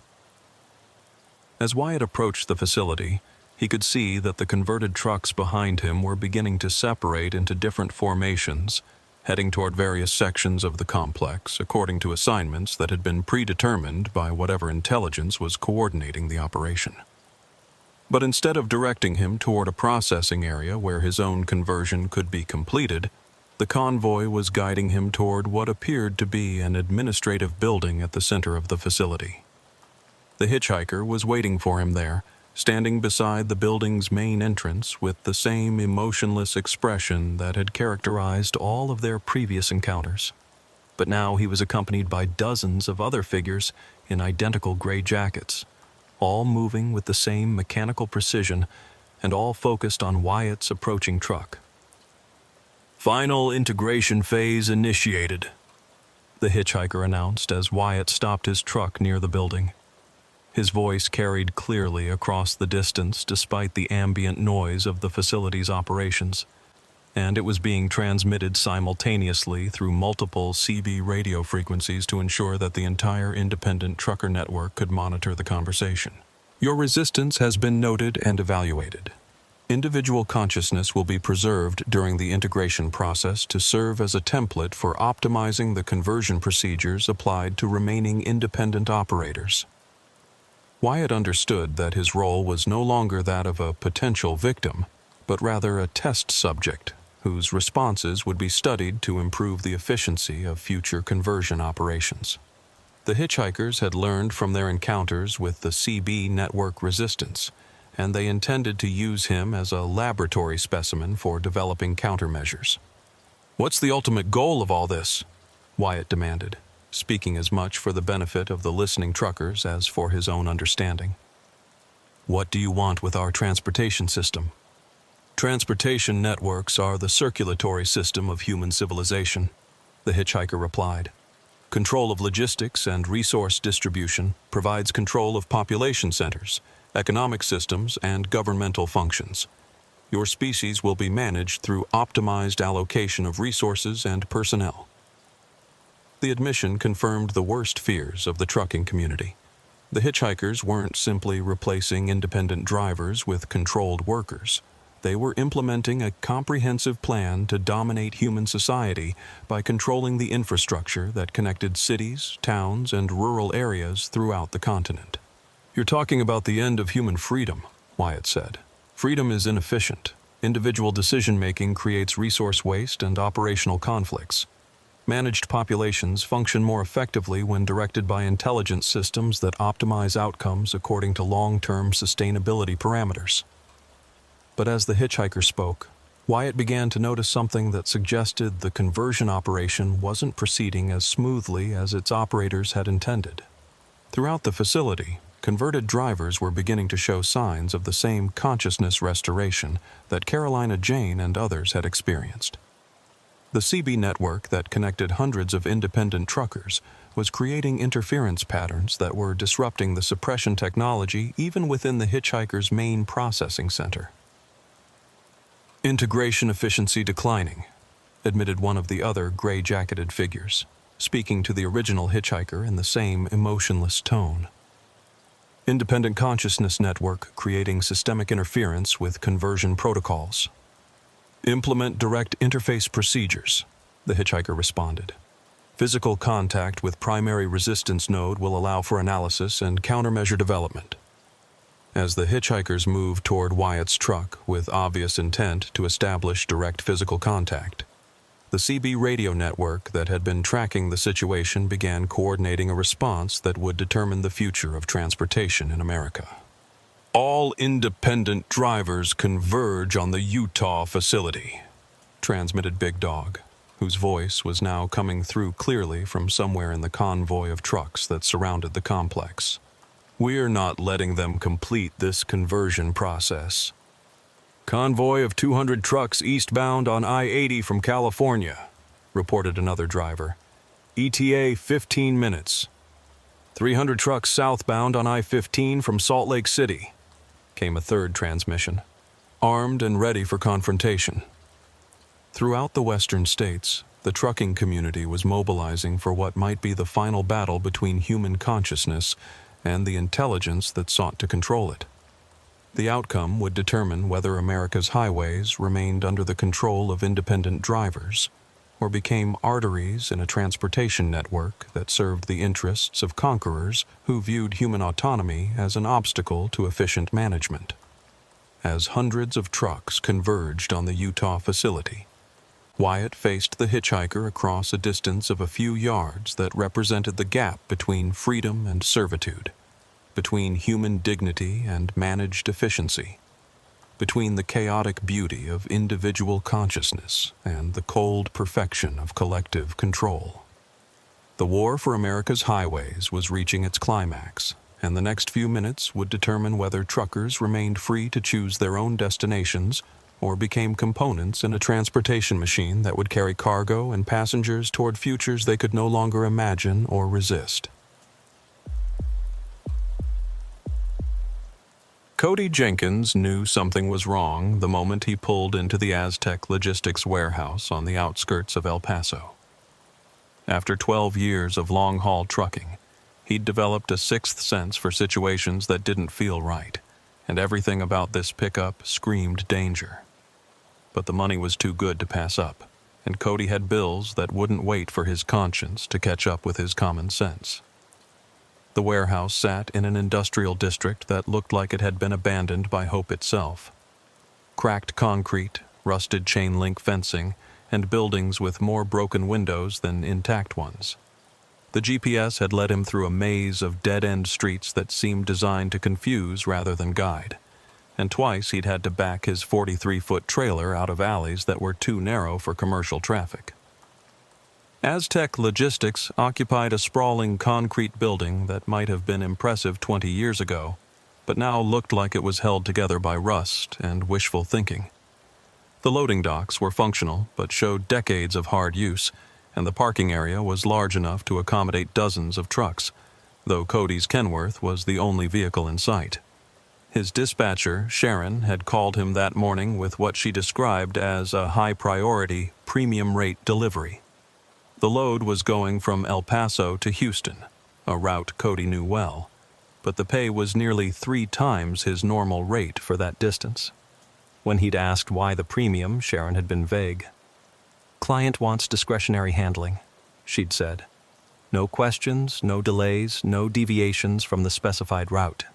You pick up at Aztec Logistics at 2 p.m., you deliver to Bayport Industrial by 6 a.m. tomorrow. That's it? What am I hauling?" "Manifest says industrial equipment, prepackaged, pre-sealed, pre-counted. Your job is transportation only." The emphasis Sharon had put on "only" should have been Cody's first warning, but $4,200 for a single overnight run was more than he usually made in a week, and his truck payment was due in 3 days. Now, standing in the empty parking lot of Aztec Logistics, Cody was having serious second thoughts. The building looked like the kind of place where legitimate business went to die. No company signs, no activity, no indication that anyone worked there at all. He backed his trailer up to loading dock 3 as instructed and walked to what appeared to be the main entrance. The door was solid steel with no windows, painted industrial gray and scarred by years of impacts from forklifts and hand trucks. A small sign read, "Ring bell and wait," in Spanish and English. Cody pressed the buzzer and heard a harsh electronic tone echo somewhere inside the building. After several minutes, the door opened to reveal a man in his 40s wearing coveralls and work boots. Hispanic, stocky build, with intelligent eyes that seemed to catalog every detail of Cody's appearance. "You Jenkins?" the man asked. "That's me. Here for the Houston pickup?" "Miguel Santos, dock supervisor. You're right on time." Miguel stepped aside to let Cody enter. "Follow me." The interior of the warehouse was a study in contradictions. The building itself was clearly old and worn, but it had been retrofitted with modern security systems that looked expensive and professional. Motion sensors, cameras, magnetic locks on interior doors, and what appeared to be a sophisticated alarm system. This wasn't some fly-by-night operation. Miguel led Cody through a maze of corridors and workspaces that seemed deliberately confusing.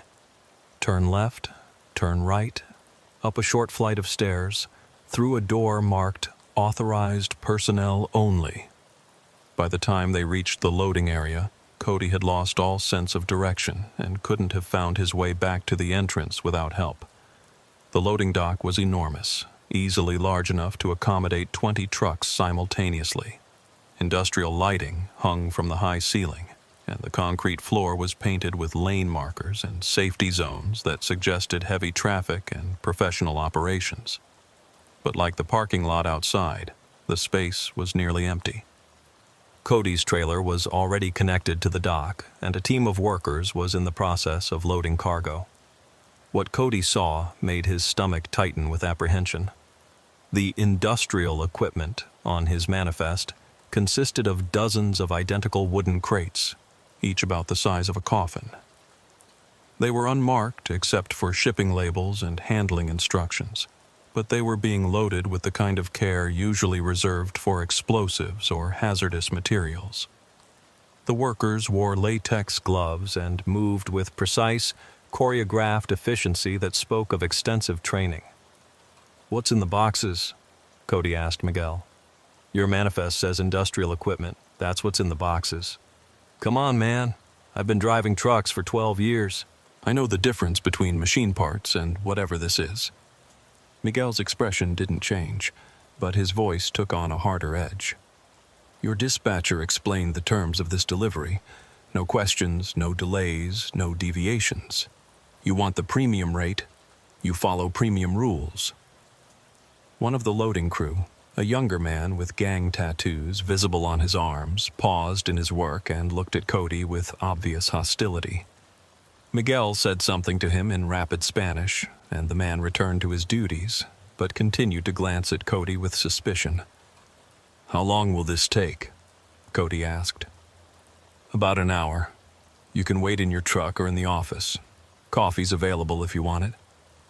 Cody decided to wait in his truck. The warehouse's atmosphere was making him increasingly uncomfortable, and he wanted to be ready to leave as soon as the loading was complete. But as he walked back toward the dock entrance, he noticed something that made him pause. One of the crates had been damaged during loading, and a corner of the wooden slat had split open, revealing a glimpse of the contents inside. What Cody saw wasn't industrial equipment. It was bundles of white powder in clear plastic bags, packed so tightly they looked like bricks. Cocaine. Maybe heroin. Definitely not machine parts. Cody's mouth went dry as the full implications hit him. He was being hired to transport drugs across state lines, probably millions of dollars worth. If he got caught, he'd lose his CDL, his truck, and spend the next 20 years in federal prison. But if he tried to back out now, in a warehouse full of armed criminals, he might not make it out alive. He continued walking toward his truck, trying to keep his expression neutral while his mind raced through options. He could refuse to take the load, but Miguel and his crew might decide that Cody knew too much to be allowed to leave. He could take the load and then call the police, but that would require him to participate in a federal crime before he could report it. He could take the load and say nothing, collect his $4,200, and pretend he'd never seen what was in those crates. None of the options felt safe. Back in his truck's cab, Cody sat with the engine running and watched the loading operation through his mirrors. The crew worked with military precision, each man knowing exactly what his role was and executing it flawlessly. This wasn't some small-time operation run by local dealers. This had the organization and resources of a major trafficking network. Miguel appeared at Cody's window, clipboard in hand. "We're almost done. I need you to sign the bill of lading." Cody looked at the paperwork. Shipper, Aztec Logistics. Consignee, Bayport Industrial Services. Commodity, industrial equipment, 847 pieces. Weight, 23,400 pounds. Nothing on the form indicated the true nature of the cargo. "What happens if I get stopped by DOT or Highway Patrol?" Cody asked. "You won't. Route's been cleared through our security channels. But if something unexpected happens, you don't know anything except what's on that manifest." "And if they search the trailer?" Miguel's smile was cold and professional. "Then you have bigger problems than losing your job." The implied threat was clear. If Cody got caught with the drugs, the cartel would assume he'd cooperated with law enforcement, and cartels had a well-documented policy regarding cooperation with authorities. Cody signed the paperwork with a hand that trembled slightly. Miguel took the clipboard and handed him a manila envelope. "Your route instructions and contact information. Follow them exactly. No stops except for fuel, and only at the stations listed in your packet. No CB radio chatter about your cargo or destination. No phone calls except to check in with dispatch at the scheduled times.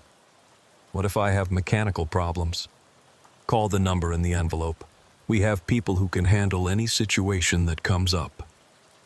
Miguel stepped back from the truck and signaled to the loading crew. A few minutes later, the dock door was closed and Cody's trailer was sealed with security locks that looked far more sophisticated than standard shipping equipment. "Safe travels," Miguel called out as Cody pulled away from the dock. Driving through the industrial district toward Interstate 10, Cody felt like he was trapped in a nightmare. 23,000 pounds of illegal drugs were sitting 15 feet behind him, and he was committed to driving them across Texas to Houston. If he got caught, his life was over.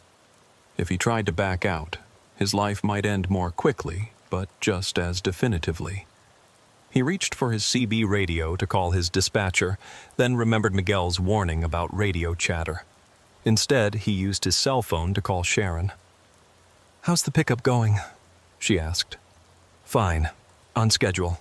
Sharon, what do you know about this client?" "They pay cash, on time, and they don't cause problems. That's all I know and all I want to know." "Why?" "Just curious." This is more money than I've ever been paid for a single run. Some clients value reliability over price. You're reliable, Cody. That's why they requested you specifically. The phrase, requested you specifically, sent a chill through Cody's nervous system. This wasn't a random job assignment. Someone had looked at his driving record, his route history, maybe even his financial situation, and decided he was the right person for this particular delivery. They requested me. When? About a week ago.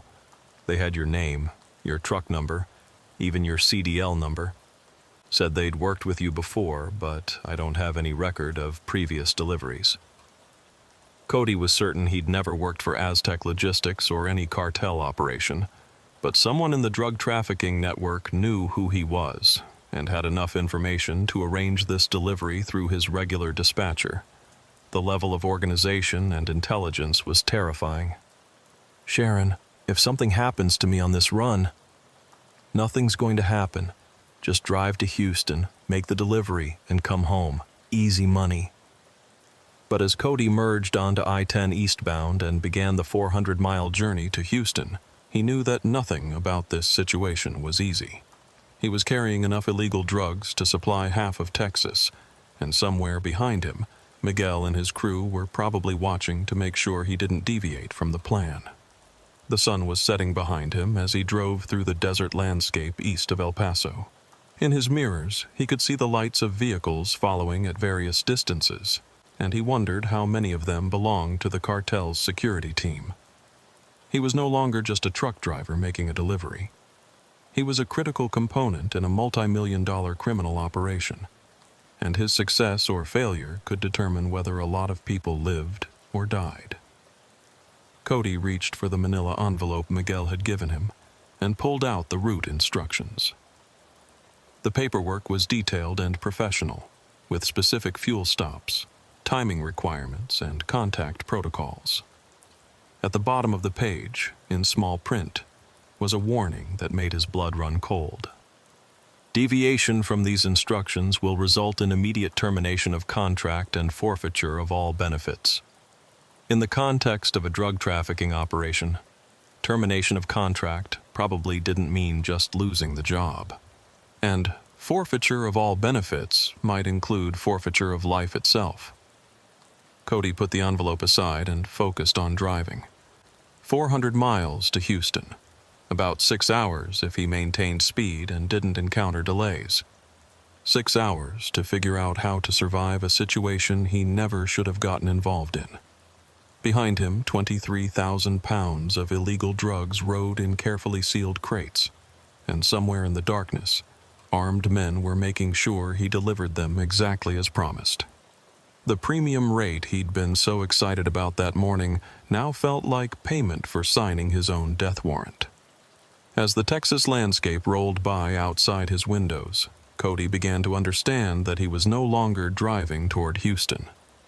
He was driving toward a reckoning that would determine whether he was smart enough, lucky enough, or dangerous enough to survive in a world where 18-wheelers carried more than just legal cargo, and where drivers who asked too many questions simply disappeared into the vast network of America's highways.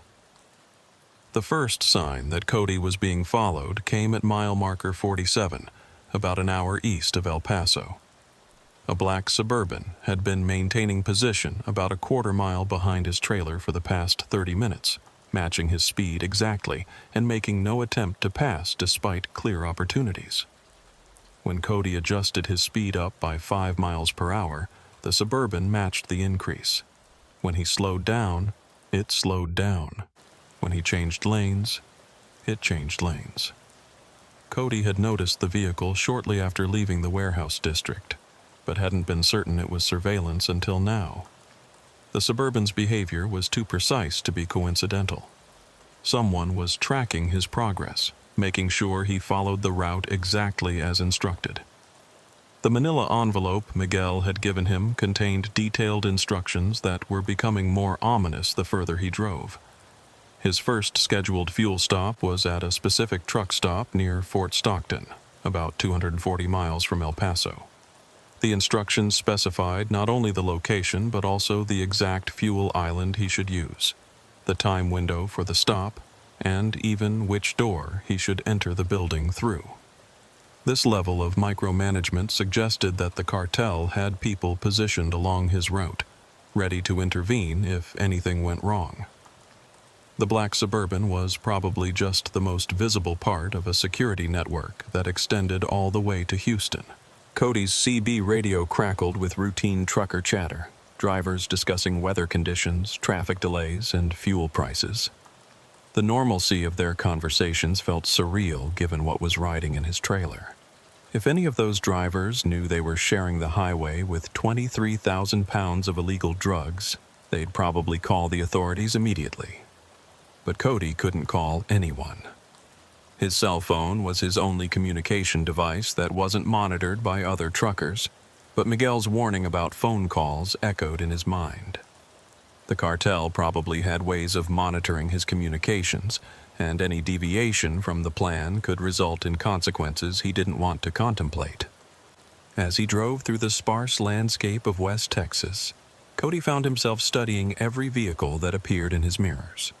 The black Suburban was the most obvious tale, but there were others. A white pickup truck that had been leapfrogging him for the past hour, sometimes ahead, sometimes behind, always keeping him in sight. A motorcycle that had passed him twice, then inexplicably slowed down to let him pass again. The cartel's security was professional and thorough. They weren't taking any chances with a $23 million shipment. Around 10 p.m., Cody reached his designated fuel stop near Fort Stockton. The truck stop was busy despite the late hour, with dozens of 18-wheelers parked in organized rows and a constant flow of traffic through the fuel islands. It was the kind of place where Cody normally felt comfortable, surrounded by other professional drivers. But tonight, every face seemed potentially hostile. Following his instructions, Cody pulled up to fuel island number 7 and began the process of refueling his truck. The black Suburban had disappeared from his mirrors, but he spotted it parked near the truck stop's restaurant, positioned to observe his activities. While his fuel tank filled, Cody walked into the building through the specified entrance. The interior was typical of truck stops throughout America: bright fluorescent lighting, aisles of snacks and trucking supplies, a restaurant area where drivers grabbed quick meals between runs. But tonight, Cody noticed details he normally would have ignored. A man in jeans and a cowboy hat was reading a newspaper near the coffee counter, but his eyes kept tracking Cody's movements. Another man, wearing the kind of work clothes that suggested he was a legitimate trucker, was having an animated conversation on his cell phone in Spanish. A woman behind the counter seemed to be paying more attention to Cody than to her other customers. Any or all of them could be cartel operatives, watching to make sure Cody followed protocol. Cody bought coffee and a sandwich, using cash as instructed, then returned to his truck. As he prepared to leave the fuel stop, his cell phone rang. The number wasn't one he recognized, but given the circumstances, he felt compelled to answer. "Jenkins." His voice sounded steadier than he felt. "How's the drive going?" The voice was Miguel's. "Fine. No problems." "Good. You should reach the next checkpoint around 1 a.m. Same protocols apply." The call ended before Cody could respond. He looked at his route instructions and saw that his next scheduled stop was at a truck stop near Junction, Texas. Another specific location, another time window, another opportunity for the cartel to verify that their delivery was proceeding as planned. Back on Interstate 10, the surveillance resumed immediately. The black Suburban reappeared in his mirrors, and Cody noticed that the white pickup truck was also back, maintaining its leapfrogging pattern.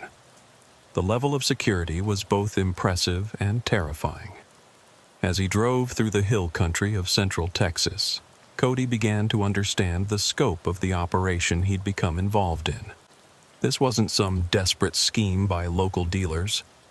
This was a sophisticated international trafficking network with resources, connections, and reach that probably extended into law enforcement, transportation companies, and government agencies.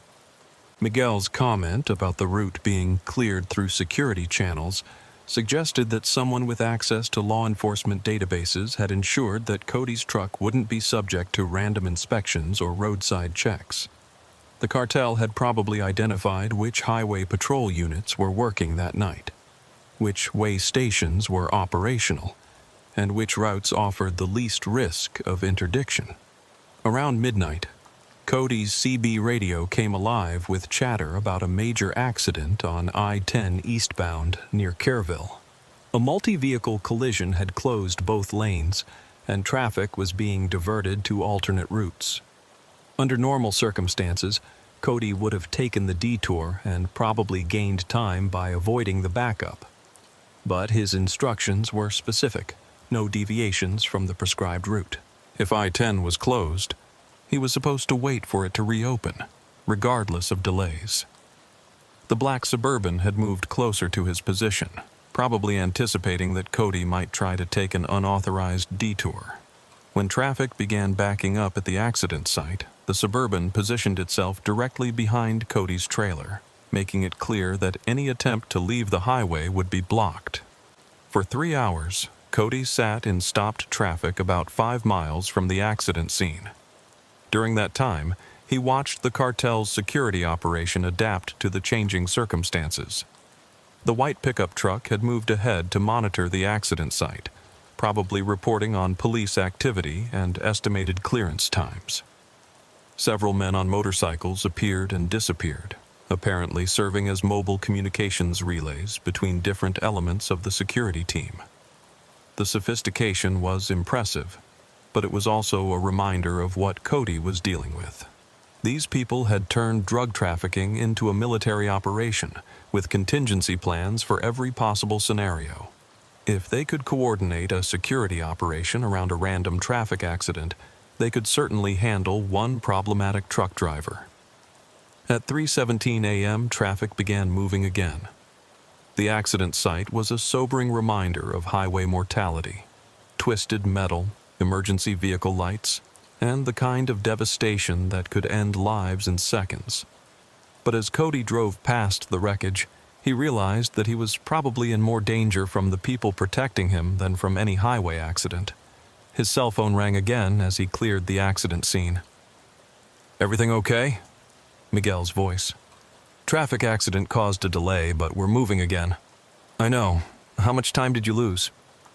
The fact that Miguel knew about the delay suggested that the cartel had real-time monitoring capabilities that went beyond simple visual surveillance. They might have access to highway department traffic systems, police communications, or GPS tracking that Cody wasn't aware of. "About 3 hours. Adjust your schedule accordingly. The delivery window is still 6 a.m. That doesn't give me much margin for error." "Then don't make any errors." Miguel's tone carried an unmistakable threat. The cartel's timeline was non-negotiable, and Cody's personal safety was secondary to ensuring that 23,000 pounds of drugs reached Houston on schedule. By 4 a.m., Cody was making up time on the final stretch of I-10 toward Houston. The black Suburban had been replaced by different vehicles: a gray sedan, a blue pickup truck, a motorcycle with 2 riders. The surveillance team was rotating personnel, probably to avoid detection by law enforcement, but their presence was constant. As he approached the Houston metropolitan area, Cody realized that his problems were just beginning. Delivering the drugs would complete his contractual obligations, but it would also make him a witness to a major trafficking operation. The cartel might decide that eliminating that witness was safer than trusting his silence.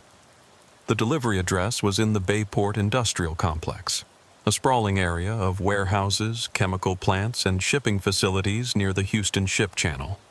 The area was busy around the clock with commercial traffic, making it an ideal location for discreet cargo transfers.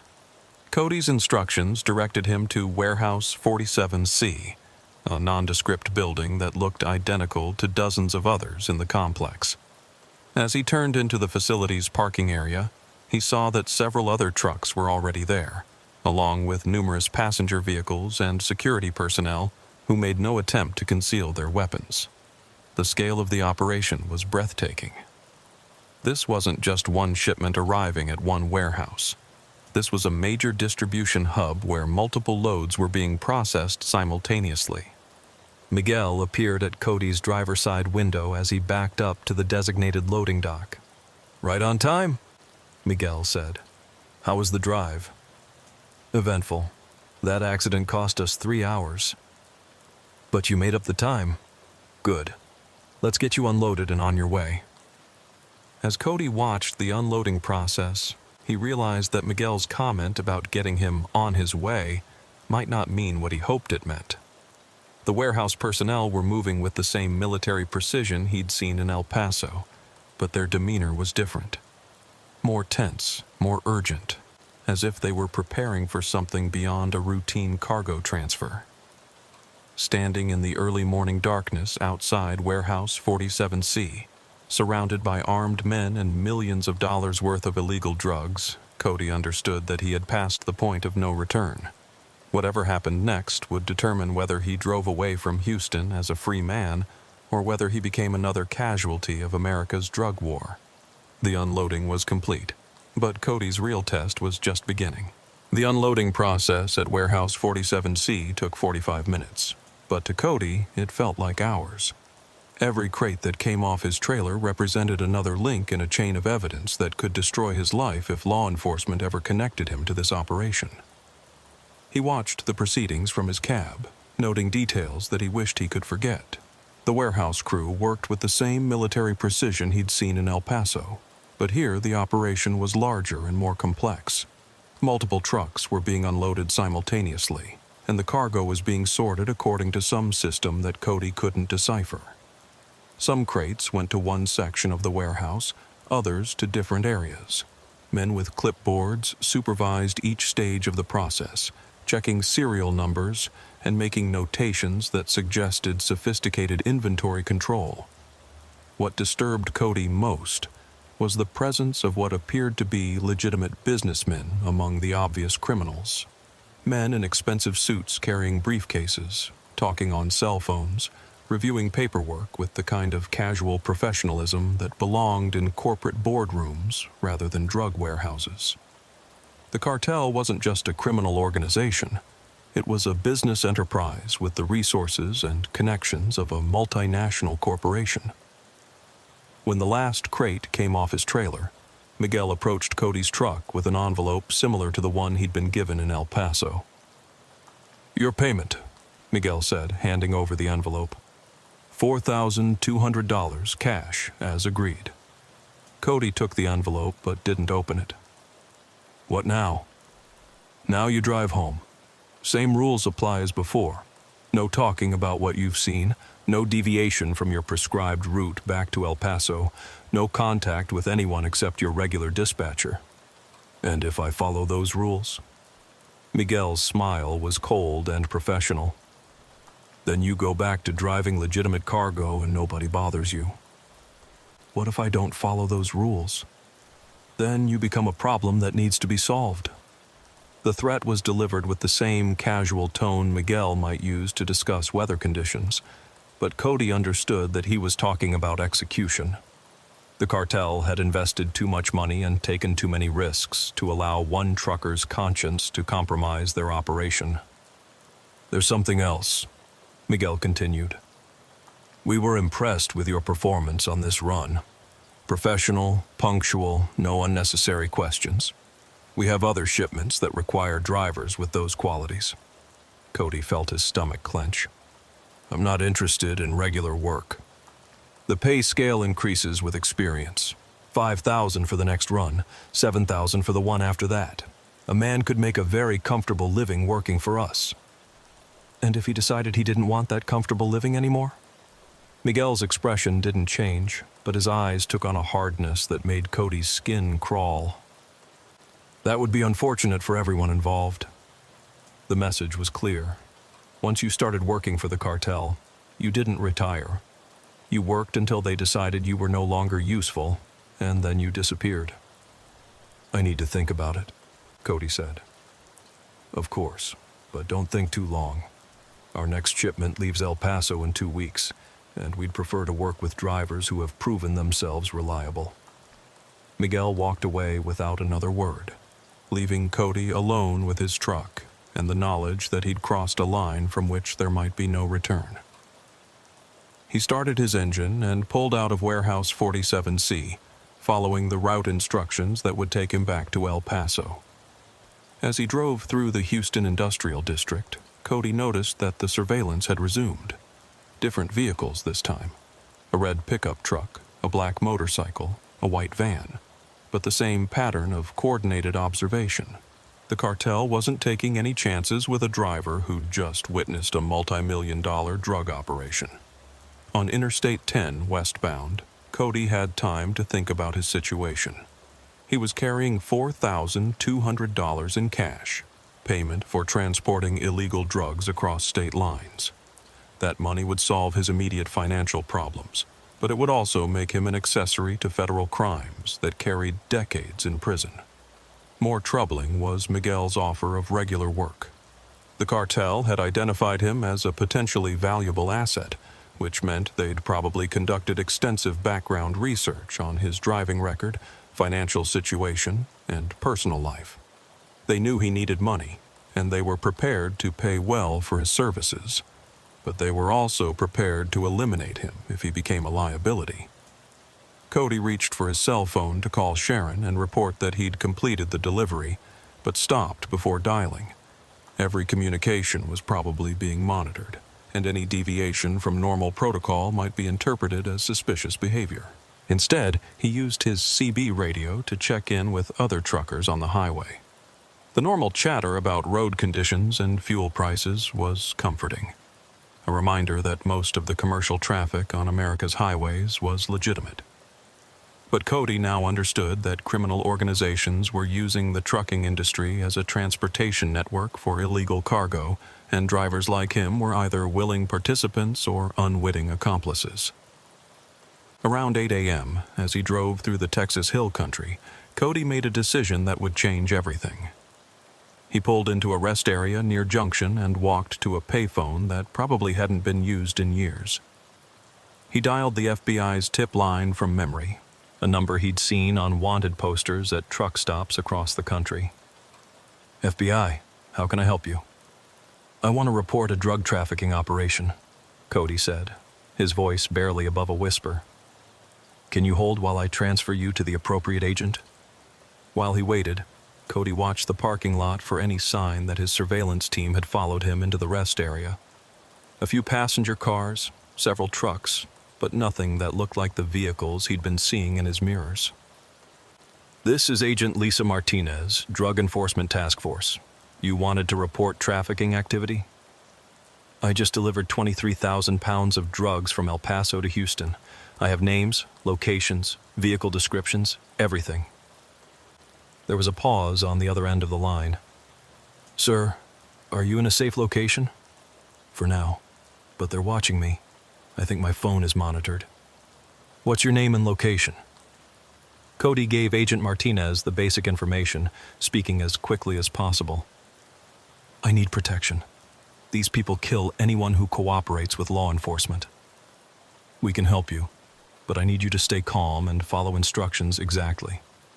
Are you familiar with the witness protection protocols?"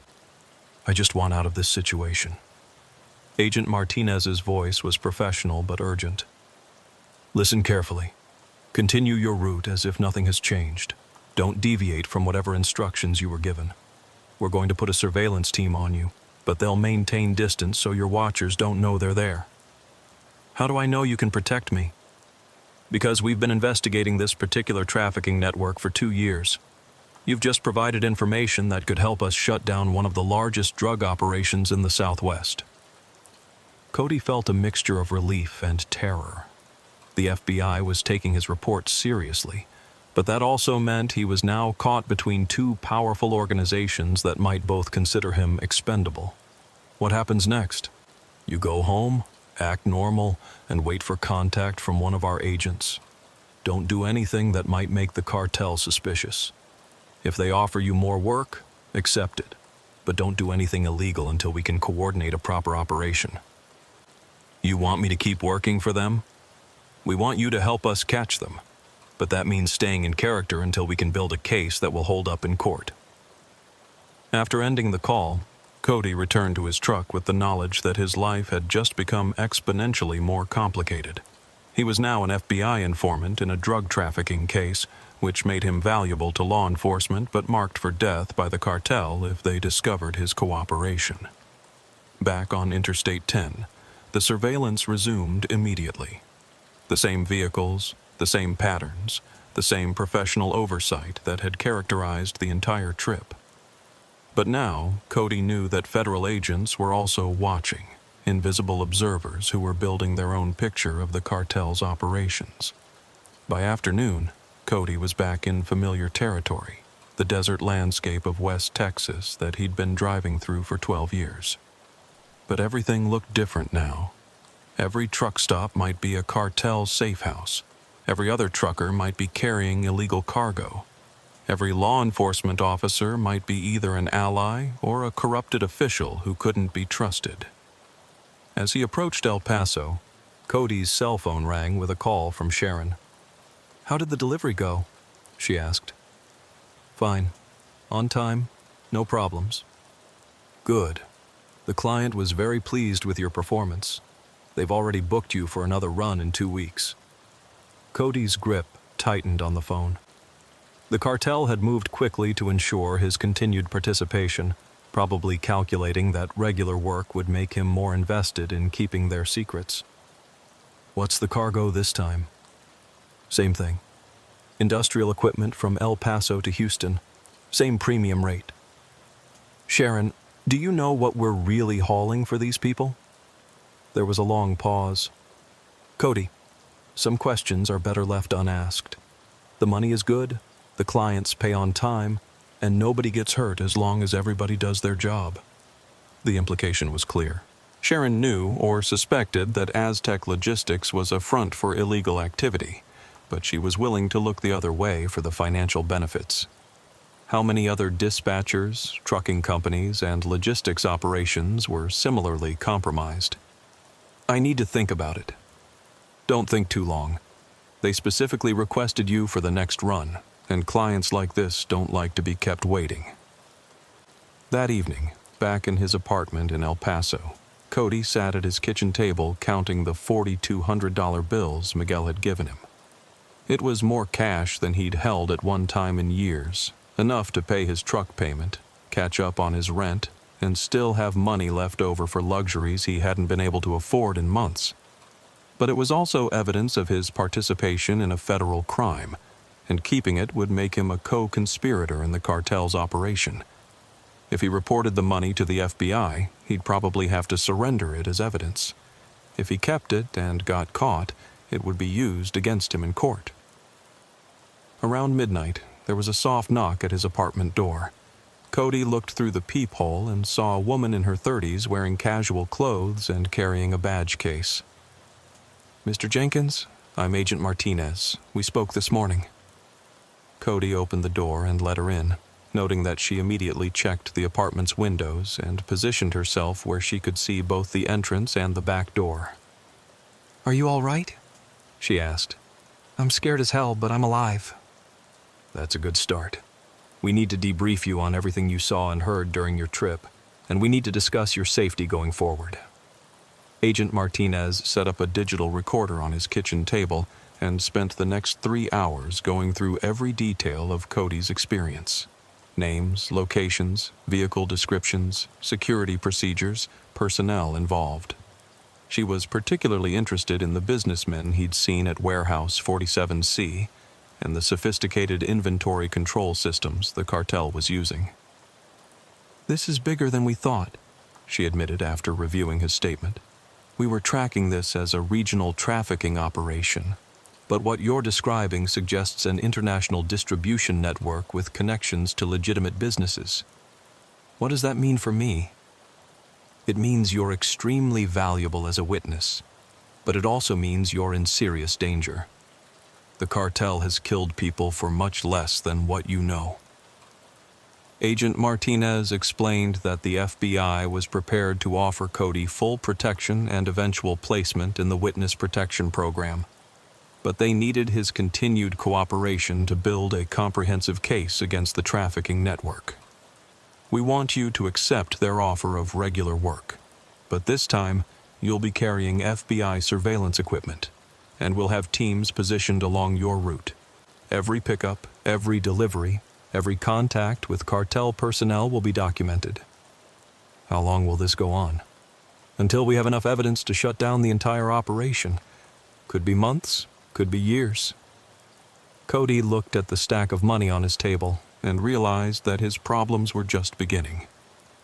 He was now caught in a war between law enforcement and organized crime, and the outcome would determine whether he spent the rest of his life as a free man or as a casualty of America's ongoing battle against drug trafficking. Outside his apartment window, the lights of El Paso stretched toward the border with Mexico, where fortunes were made and lives were lost in the multi-billion-dollar drug trade that had turned the Southwest into a battlefield. And somewhere in that maze of legitimate and criminal enterprise, people were already planning the next shipment that would test Cody's courage, his survival instincts, and his ability to stay alive in a world where 18-wheelers carried death along with their cargo. 2 weeks later, Cody found himself back at the Aztec Logistics warehouse, but this time he wasn't alone. Hidden in various compartments of his truck were FBI surveillance devices that would document every aspect of the cartel's operation. A tracking device disguised as a standard GPS unit, cameras concealed in his mirrors and dashboard, and a sophisticated audio system that could pick up conversations from 30 feet away. Agent Martinez had spent hours briefing him on what to expect and how to behave. Act normal, follow orders, don't ask questions that might arouse suspicion. Most importantly, don't try to be a hero. The FBI's goal was to gather evidence and build a comprehensive case against the entire trafficking network, which meant Cody's job was to be a passive observer rather than an active investigator. But as he backed his trailer up to loading dock 3 for the second time, Cody realized that something fundamental had changed since his first pickup. The warehouse buzzed with an energy that felt dangerous and unpredictable. More security personnel, more weapons visible, more tension in the way people moved and spoke. Miguel greeted him with the same professional demeanor as before, but Cody noticed details he'd missed during his first visit. The way Miguel's eyes constantly scanned the warehouse, checking exits and monitoring personnel. The bulge under his jacket that suggested a concealed weapon. The subtle hand signals he used to communicate with other members of the crew. "Welcome back, Cody. Ready for another premium run? Same route as before? Same destination, different cargo. This load is more valuable, which means security will be tighter. You'll have more escorts this time, and the protocols are stricter." Miguel led Cody through the warehouse to observe the loading process, but what Cody saw made his blood run cold. Instead of wooden crates, this shipment consisted of metal containers that looked like oversized briefcases. Each container was being handled with extreme care by workers wearing protective gear that suggested hazardous materials. "What's in the containers?" Cody asked, trying to keep his voice casual. "Industrial chemicals," Miguel replied without missing a beat. "Very expensive, very dangerous if mishandled. That's why we're paying double for this run." Cody knew Miguel was lying. No legitimate chemical shipment would require the level of security he was witnessing. Armed guards positioned throughout the warehouse, sophisticated scanning equipment being used to verify container contents, and communication protocols that belonged in a military operation rather than a commercial facility. As he watched the loading process, Cody began to suspect that he was looking at something far more dangerous than drugs. The containers were too small and too heavily secured for bulk narcotics. The protective gear worn by the handlers was designed for substances that could cause serious harm through minimal exposure, and the security measures suggested cargo valuable enough to justify extreme measures to protect it. "How many containers?" Cody asked. 47. Total weight about 15,000 pounds. Much lighter than your last load, but infinitely more valuable. Agent Martinez had briefed Cody on what to do if the cartel changed the nature of the cargo being transported. Document everything possible, but don't take any action that might compromise his safety or the FBI's investigation. Whatever was in those containers, law enforcement would analyze it after Cody delivered it to Houston. But as he watched the loading crew handle each container with the kind of care usually reserved for nuclear materials, Cody began to worry that he was transporting something that could cause widespread harm if it reached its destination. "Same security protocols as before?" he asked Miguel. "Enhanced protocols. You'll have 4 escort vehicles this time, and there will be checkpoints every 100 miles where you'll transfer to a different route. We can't afford any mistakes with this shipment." The enhanced security confirmed Cody's suspicions that this load was significantly more dangerous than the drugs he'd transported 2 weeks earlier.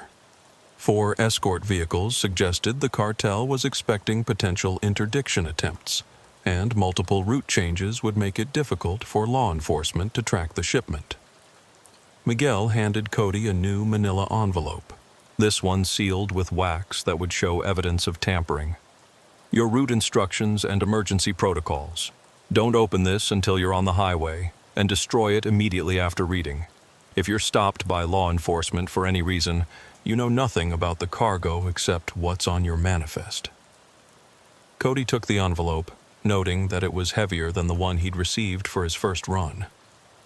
More detailed instructions, probably including contingencies for various scenarios that might arise during transport. What if there's an accident? These containers look like they could be dangerous if they're damaged. Miguel's expression hardened. "There won't be an accident. You're going to drive carefully, follow your route exactly, and deliver this cargo undamaged. Failure is not an option." The implied threat was clear. Any mistake that resulted in damage to the cargo would probably result in Cody's death, regardless of whether it was accidental or intentional. As Cody prepared to leave the warehouse, he noticed that the escort vehicles were already in position. 2 black Suburbans, a white pickup truck, and a motorcycle with 2 riders. Professional security that looked more like a military convoy than criminal enterprise. But there was something else. As he walked back to his truck, Cody spotted what appeared to be federal agents conducting surveillance from various positions around the industrial district. A panel van parked across the street, 2 men in coveralls working on utility lines, a woman walking a dog who seemed more interested in the warehouse than in her pet. The FBI was positioning assets for whatever was about to happen, but Cody realized that law enforcement might not fully understand what they were dealing with. If the cargo was as dangerous as it appeared, any confrontation between federal agents and cartel security could result in a disaster that extended far beyond the immediate participants. Once he was back on Interstate 10 eastbound, Cody opened Miguel's envelope and read the route instructions. What he saw confirmed his worst fears. Instead of taking the direct route to Houston, he was being directed through a series of back roads and rural highways that would take him through sparsely populated areas. The route was designed to minimize civilian casualties if something went wrong with the cargo. But it was also designed to make federal surveillance and interdiction much more difficult. The FBI's carefully planned operation was probably based on the assumption that Cody would follow the same route as his previous trip. Instead, the cartel was using roads that would take him through areas where law enforcement had minimal presence. Cody reached for his CB radio to try to signal the federal agents who were supposed to be monitoring his progress, but stopped when he realized that any deviation from normal communication protocols might be detected by the cartel's security team. Instead, he focused on driving and tried to process the implications of what he was transporting. If the containers held chemical weapons, biological agents, or radiological materials, delivering them to Houston could result in thousands of deaths. But if he tried to stop the delivery, the cartel would kill him and find another driver to complete the shipment. For the first 100 miles, the escort vehicles maintained their positions around his truck, creating a security perimeter that moved with military precision.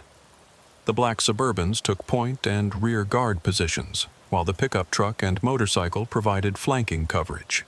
Any law enforcement attempt to approach his truck would have to contend with armed resistance from multiple directions. At the first checkpoint, about 2 hours from El Paso, Cody was directed to pull into what appeared to be an abandoned truck stop. But as he entered the facility, he realized it was anything but abandoned. The building had been converted into a sophisticated command center, with communication equipment, computer monitors, and personnel who looked like ex-military contractors rather than typical criminals. Miguel was waiting for him, along with a man Cody hadn't seen before. Older, better dressed, with the kind of authority that suggested he was high in the cartel's hierarchy. "Mr. Jenkins," the older man said, extending his hand. "I'm Eduardo Vargas. I oversee transportation security for our organization." Cody shook hands with Vargas, noting the man's firm grip and direct eye contact. This was someone accustomed to command and control, probably a former military officer who'd been recruited by the cartel for his organizational skills. "Is there a problem with the shipment?" Cody asked. "No problems, just enhanced security. We've received intelligence suggesting that law enforcement may attempt interdiction of this cargo. I wanted to brief you personally on what to expect." Vargas led Cody to a table covered with maps and photographs. The images showed various locations along his route, including what appeared to be federal surveillance positions. "The FBI has been tracking our operations for months," Vargas explained. "They think they understand our methods, but they're about to learn that we're more sophisticated than they anticipated. What does that mean for me? It means you're about to become the center of attention for multiple federal agencies, DEA, FBI, ATF, maybe even Homeland Security. They're going to try to stop you from reaching Houston."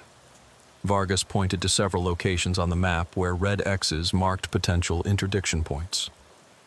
"If you're stopped by law enforcement, your instructions are simple.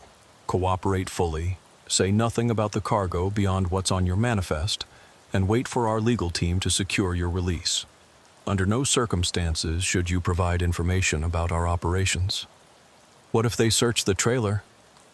"They won't find anything that connects you to illegal activity. Your manifest shows industrial chemicals being transported under proper DOT permits. Even if they open the containers, they'll need sophisticated laboratory analysis to determine what they're really looking at." The implication that the cargo had been disguised as legitimate industrial chemicals was both reassuring and terrifying. It meant Cody had legal cover if he was stopped, but it also suggested that the true nature of the cargo was so dangerous that it required elaborate concealment. "How dangerous is this stuff?" Cody asked. Vargas studied him for a long moment. "Dangerous enough that we're paying you $10,000 for one night's work. Dangerous enough that we have a 40-man security team protecting this shipment. And dangerous enough that federal agents are willing to risk a confrontation with armed cartel personnel to prevent it from reaching its destination." $10,000. The amount was staggering, but it also confirmed that Cody was transporting something far more valuable and dangerous than drugs. No criminal organization would pay that kind of money for routine contraband. "What happens if I decide I don't want to complete this delivery?" Vargas's smile was cold and professional. "Mr. Jenkins, you signed a contract the moment you accepted this cargo. Breach of contract has severe penalties in our line of work." The threat was delivered with the same casual tone a businessman might use to discuss quarterly earnings, but Cody understood that he was talking about execution. The cartel had invested too much money and taken too many risks to allow one driver's conscience to compromise their operation. Back on the highway, Cody found himself at the center of what was beginning to feel like a military operation. The escort vehicles had been reinforced with additional security personnel, and he could see armed men in tactical gear positioned throughout each vehicle. Whatever was in those containers, the cartel was prepared to fight a war to ensure it reached Houston. But as he drove through the remote areas of central Texas, Cody began to notice signs that federal agents were also positioning for confrontation. Helicopters appeared and disappeared on the horizon. Unmarked vehicles shadowed the convoy from distant positions, and radio chatter suggested that law enforcement was coordinating a large-scale operation. Around midnight, Cody's worst fears were realized. As he crested a hill on a rural highway about 50 miles from Houston, he saw roadblocks ahead illuminated by floodlights that turned night into day. Federal agents in tactical gear, armored vehicles, and what appeared to be hazmat teams positioned behind protective barriers. The convoy slowed to a stop about a quarter mile from the roadblock, and Cody could see cartel security personnel exiting their vehicles with military-grade weapons. What had started as a cargo delivery was about to become a battlefield, and he was trapped in the middle with 15,000 pounds of unknown chemical agents that might kill everyone within miles if they were released. His CB radio crackled with Agent Martinez's voice. "Cody, if you can hear me, we need you to separate your truck from the escort vehicles and approach our position slowly. We have protective equipment ready, but we need to secure that cargo before anyone gets hurt." But before Cody could respond, Miguel's voice came through on a different frequency. "Jenkins, maintain position. Any attempt to cooperate with federal agents will result in immediate termination." Caught between armed federal agents and cartel security, transporting cargo that might be designed to kill thousands of people, Cody realized that his survival depended on making the right decision in the next few seconds. Whatever was in those containers had turned a routine drug delivery into a potential weapon of mass destruction scenario, and the outcome would determine not just his fate, but possibly the fate of everyone in Houston. The war between law enforcement and organized crime was about to be fought with Cody Jenkins and his deadly cargo at the center of the battlefield. And in the distance, the lights of America's fourth largest city glowed against the night sky, unaware that its survival might depend on the actions of a single truck driver who had stumbled into a nightmare beyond his worst fears. Tanner Boyd should have kept driving. Every instinct in his 18-year trucking career screamed that stopping at the abandoned rest area off Highway 50 in Nevada was a mistake, but exhaustion had a way of overriding good judgment. He'd been fighting to stay awake for the past 100 miles, his eyelids growing heavier with each passing mile marker, and federal regulations required him to rest before he became a danger to himself and other drivers. The rest area appeared in his headlights like a ghost from another era. What had once been a standard highway facility now looked forgotten by time and neglect. Cracked concrete, overgrown weeds pushing through the pavement, and buildings that seemed to sag under the weight of abandonment. But it was off the highway, it was flat, and it was legal for commercial vehicles. Sometimes that was all a driver could ask for. Tanner pulled his Freightliner into what had been the truck parking area, noting that someone had spray-painted "closed" across the entrance sign in faded red letters. But the gate was open, and nothing officially prohibited parking there overnight. State budget cuts had shuttered dozens of rest areas across Nevada over the past decade, leaving drivers with fewer options for legal rest stops along the loneliest highway in America. He set his air brakes and shut down the engine, then sat for a moment in the sudden silence that descended over the cab. The quiet was profound out here, the kind of deep stillness that city people never experienced. No traffic sounds, no industrial noise, no human activity of any kind. Just the vast emptiness of the Nevada desert stretching away in all directions under a canopy of stars that seemed close enough to touch. But as Tanner prepared to climb into his sleeper berth, something caught his attention in his side mirror. About 50 yards away, partially hidden behind the rest area's bathroom building, was a car. A blue sedan that looked like it had been there for quite some time, its surface dulled by desert dust and neglect. Tanner grabbed his flashlight and climbed down from his cab to investigate. The sedan was a late-model Honda Accord with California plates, but what disturbed him was its condition. The car wasn't just dusty, it looked abandoned. Windows slightly open, driver's door not quite closed, and a thick layer of sand that suggested it had been sitting there for weeks or months. He played his flashlight beam across the interior and saw personal belongings scattered on the seats. A woman's purse, reading glasses, a travel coffee mug, and what appeared to be maps or documents. The keys were still in the ignition. Tanner walked around the vehicle, looking for signs of what might have happened to its owner. No obvious damage, no evidence of an accident or foul play. The car had simply been abandoned in place, as if someone had parked it and walked away without taking any of their belongings. A chill that had nothing to do with the desert night air ran down Tanner's spine. In 18 years of trucking, he'd seen plenty of abandoned vehicles along America's highways, but they were usually the result of mechanical breakdowns, accidents, or criminal activity. This felt different. The Honda looked like it had been carefully parked rather than hastily abandoned. Tanner returned to his truck and used his CB radio to contact the Nevada Highway Patrol. "This is Big T in a gray Freightliner at the old rest area on Highway 50, mile marker 91. I've got what appears to be an abandoned vehicle here. California plates. Looks like it's been sitting for a while." After several attempts to raise the highway patrol, Tanner realized his CB was getting only static.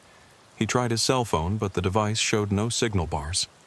Not unusual in this remote part of Nevada, where cell towers were separated by hundreds of miles of empty desert. He made a decision that would haunt him for the rest of his life. Instead of driving to the next town to report the abandoned car, Tanner decided to investigate the rest area more thoroughly. If someone had been stranded here, they might have left clues about what happened to them or where they went for help. The rest area's bathroom building was a typical concrete block structure with separate entrances for men and women. The doors were unlocked, which suggested the facility hadn't been properly secured when it was closed. Tanner's flashlight revealed restrooms that looked like they'd been abandoned mid-cleaning, with supplies still stocked and toilets that probably still functioned. But it was what he found in the women's restroom that made his blood run cold. On the floor near the sinks was a woman's shoe, a brown leather flat that looked expensive and well-maintained. It was sitting upright, as if someone had carefully placed it there rather than dropped it accidentally. Next to the shoe was a small puddle of water that hadn't evaporated despite the dry desert air. Tanner called out, his voice echoing off the concrete walls. "Hello? Anyone there? I found your car outside." Silence. But as he stood there listening, Tanner could swear he heard something. A faint sound that might have been breathing or wind moving through the building, or someone trying to be very quiet. He searched the rest of the building methodically, checking every stall, every corner, every place someone might hide or take shelter. Nothing. But in the utility closet, he found something that made his hands shake. A stack of missing person flyers, yellowed with age and moisture damage. Dozens of them, featuring photographs and descriptions of people who had vanished in Nevada over the past several years. Men, women, families, all last seen somewhere along the state's network of lonely highways. What disturbed Tanner most was how recent some of the flyers were. The most recent was dated less than 6 months ago.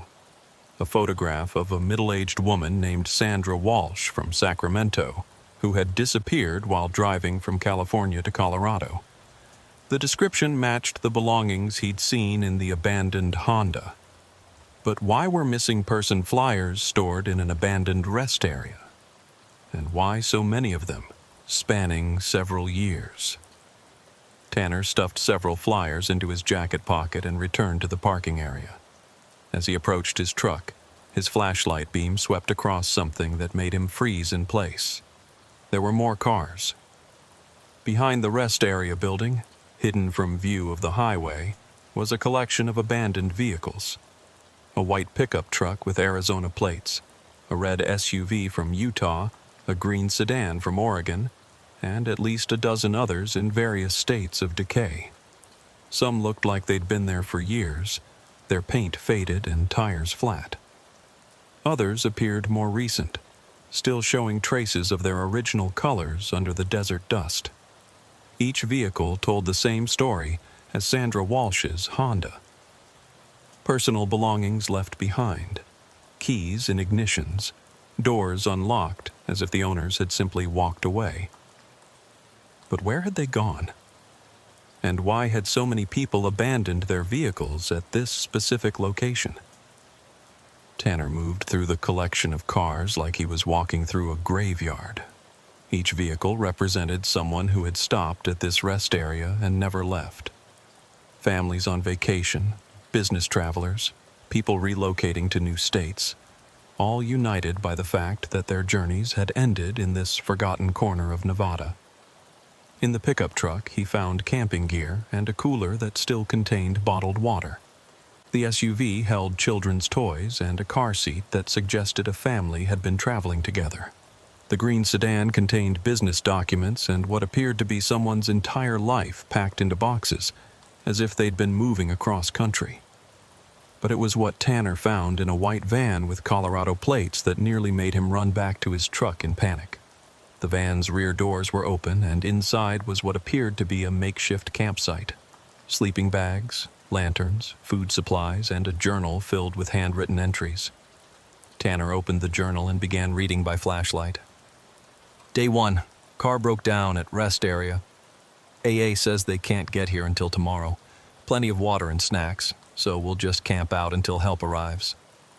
Day 3. Still no sign of tow truck.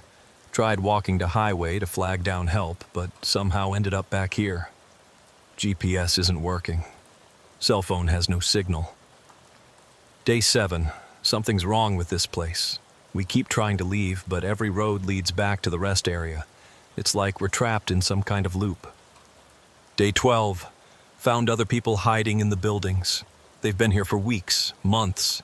They say no one ever leaves this place once they stop. The journal entries continued for over a month, becoming increasingly desperate and incoherent. The final entry was dated 6 weeks after the first and consisted of a single sentence written in shaky handwriting. They're coming for us tonight. Tanner dropped the journal and backed away from the van, his heart pounding. The implication was impossible but terrifying. According to these entries, people who stopped at the rest area became trapped there, unable to leave no matter how they tried. But that was insane. Rest areas were just concrete and asphalt. They didn't trap people. There had to be a rational explanation for what he was seeing. As he stood in the parking area surrounded by abandoned vehicles, Tanner tried to process what he'd discovered. At least 20 cars and trucks, representing dozens of missing people, all apparently abandoned at the same location. Missing person flyers dating back years. A journal describing impossible circumstances. Either he'd stumbled onto the scene of a mass abduction or murder, or something genuinely supernatural was happening at this rest area. Tanner walked back to his truck, intending to start the engine and drive away as fast as possible. But when he turned the key, nothing happened. The engine didn't turn over, didn't even attempt to start. All the electrical systems were dead. He tried again, pumping the accelerator and checking his gauges. Nothing. His Freightliner, which had been running perfectly when he'd parked it 30 minutes earlier, was now completely inoperative.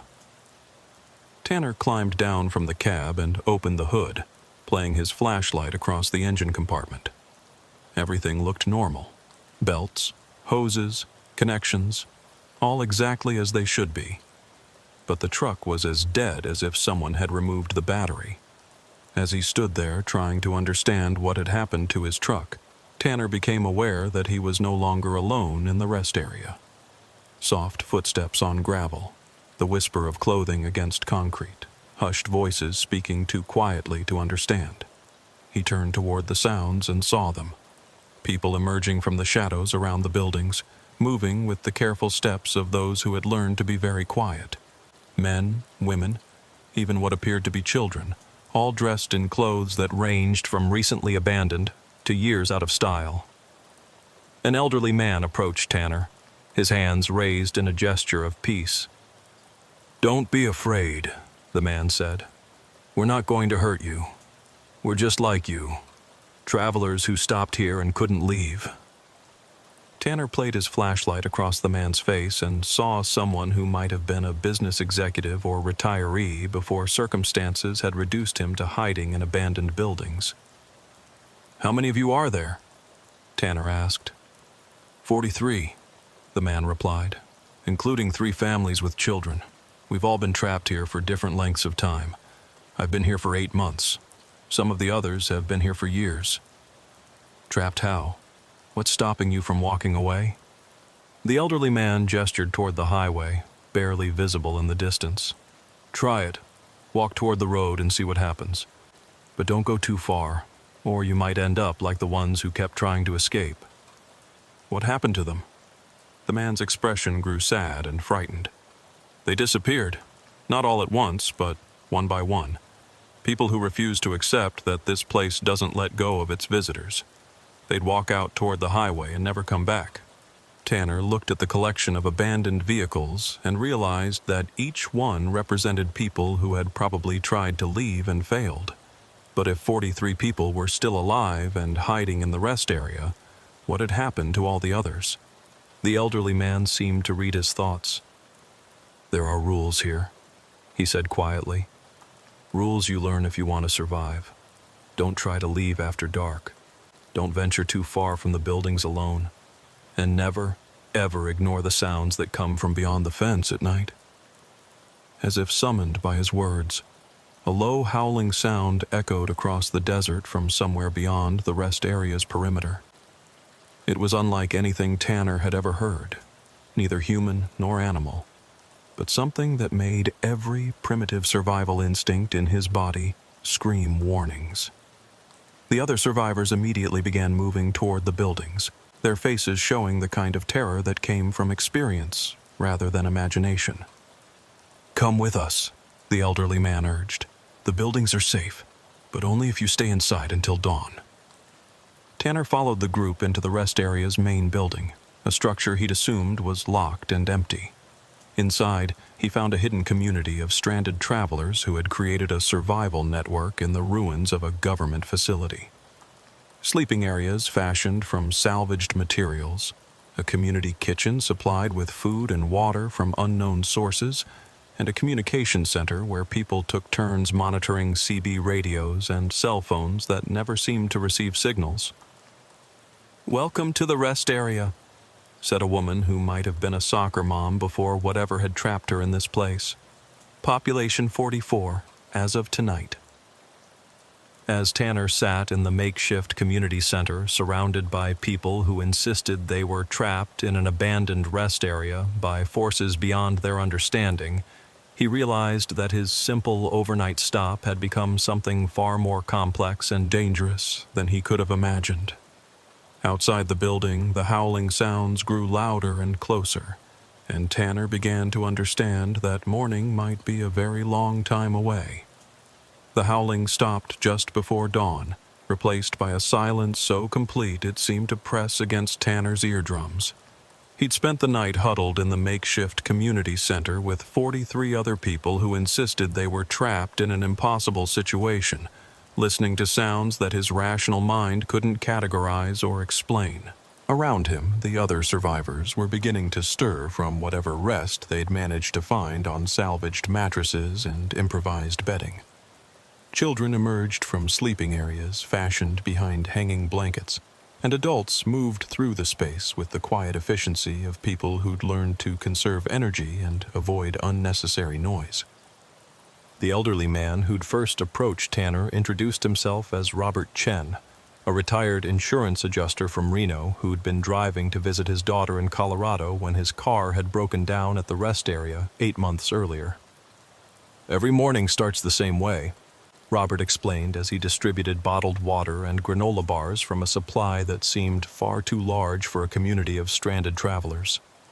"We check the perimeter, assess any damage from the night before, and try to figure out if anyone else has joined us." "Where does the food come from?" Tanner asked. "That's one of the mysteries of this place. The supply closets never seem to empty completely, and sometimes we find fresh supplies that weren't there the day before. Water flows from the taps in the building.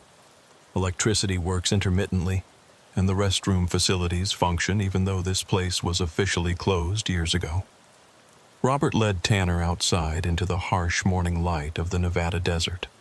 In daylight, the rest area looked even more abandoned than it had the night before. Concrete structures bleached white by years of sun, metal fixtures rusted beyond repair, and vegetation that had given up trying to survive in the hostile environment. But it was what Tanner could see beyond the rest area's boundaries that truly unsettled him. The landscape stretched away in all directions, flat desert punctuated by distant mountains that seemed to shimmer and shift in ways that had nothing to do with heat distortion. The highway that had brought him here was visible, a ribbon of asphalt that should have connected this location to the rest of Nevada's transportation network. "Try walking toward the road," Robert suggested. "But don't go more than a few hundred yards, and turn back the moment things start feeling wrong." Tanner began walking across the desert toward Highway 50, noting that the ground under his feet felt normal and solid. The sun was warm on his back, the air smelled of sage and dust, and everything seemed perfectly ordinary for rural Nevada. But after walking for about 10 minutes, Tanner began to notice subtle wrongness in his surroundings. The mountains on the horizon seemed to be in different positions than they'd been when he started walking. The highway appeared to be curving away from him instead of coming closer. And when he looked back toward the rest area, the buildings seemed farther away than they should be based on the distance he'd traveled. He continued walking for another 5 minutes, then stopped when he realized that the highway ahead of him was empty. Not just empty of traffic, which wouldn't be unusual on this remote stretch of road, but empty of any signs that vehicles had ever used it. No tire marks, no oil stains, no roadkill, no litter. The asphalt looked like it had been laid yesterday and never driven on. Tanner turned around and began walking back toward the rest area, but what he saw made his stomach clench with fear. The buildings were exactly the same distance away as when he'd started his walk, despite the fact that he'd been moving steadily away from them for 15 minutes. He began jogging back toward the rest area, then running as panic set in. But no matter how fast he moved or how long he ran, the buildings maintained the same position relative to his location. It was as if he was running on a treadmill, expending energy but making no progress toward his destination. Finally, Tanner stopped running and simply stood still in the middle of the desert, breathing heavily and trying to understand what was happening to him. As he stood there, the rest area buildings slowly began moving closer, as if the landscape itself was drawing him back to his starting point. Within minutes, he was standing next to Robert Chen again, though he had no memory of covering the final distance between his stopping point and the rest area. "Now you understand," Robert said quietly. "This place doesn't let go of its visitors. You can try to leave, but you'll always end up back here." "That's impossible," Tanner insisted. "Rest areas are just concrete and asphalt. They don't trap people. I thought the same thing for the first month I was here. Kept trying to walk out, drive out, even attempted to dig a tunnel under the fence. Nothing works. This place exists according to rules that don't make sense in the normal world." Robert introduced Tanner to other members of the community, each with a similar story. Sarah Martinez, a nurse from Phoenix who'd been here for 2 years after her car had broken down during a family emergency. Frank Peterson, a construction worker from Denver who'd stopped for a quick rest and never left. Maria Santos, a grandmother traveling with 2 young grandchildren who'd been trapped here for 6 months. "How do you survive?" Tanner asked. "Food, water, medical care?" "The place provides what we need to stay alive," Sarah explained. "Not comfortable, but alive. Food appears in the storage areas, water flows from the taps, and minor injuries heal faster than they should. It's like this place wants to keep us here indefinitely. But why?" Sarah's expression grew troubled. "We've developed theories over the years. Some people think we're dead and this is some kind of purgatory. Others believe we've crossed into a parallel dimension where normal physics don't apply. A few insist that we're being kept here by some kind of intelligence that feeds on human presence. What do you think? I think we're trapped in a place where the normal rules of reality don't apply, and questioning why is less important than learning how to survive. Sarah led Tanner on a tour of the rest area's hidden infrastructure. Behind the main buildings, the survivors had created gardens using seeds and soil that had appeared mysteriously in the storage areas. They'd established workshops for maintaining their clothing and improvised tools. They'd even created a school area where the children continued their education using textbooks that had somehow materialized in the abandoned facility. The hardest part isn't the physical survival, Sarah continued. It's maintaining hope when every day is exactly like the one before. Some people give up and just wait to die. Others become obsessed with escape attempts that never succeed.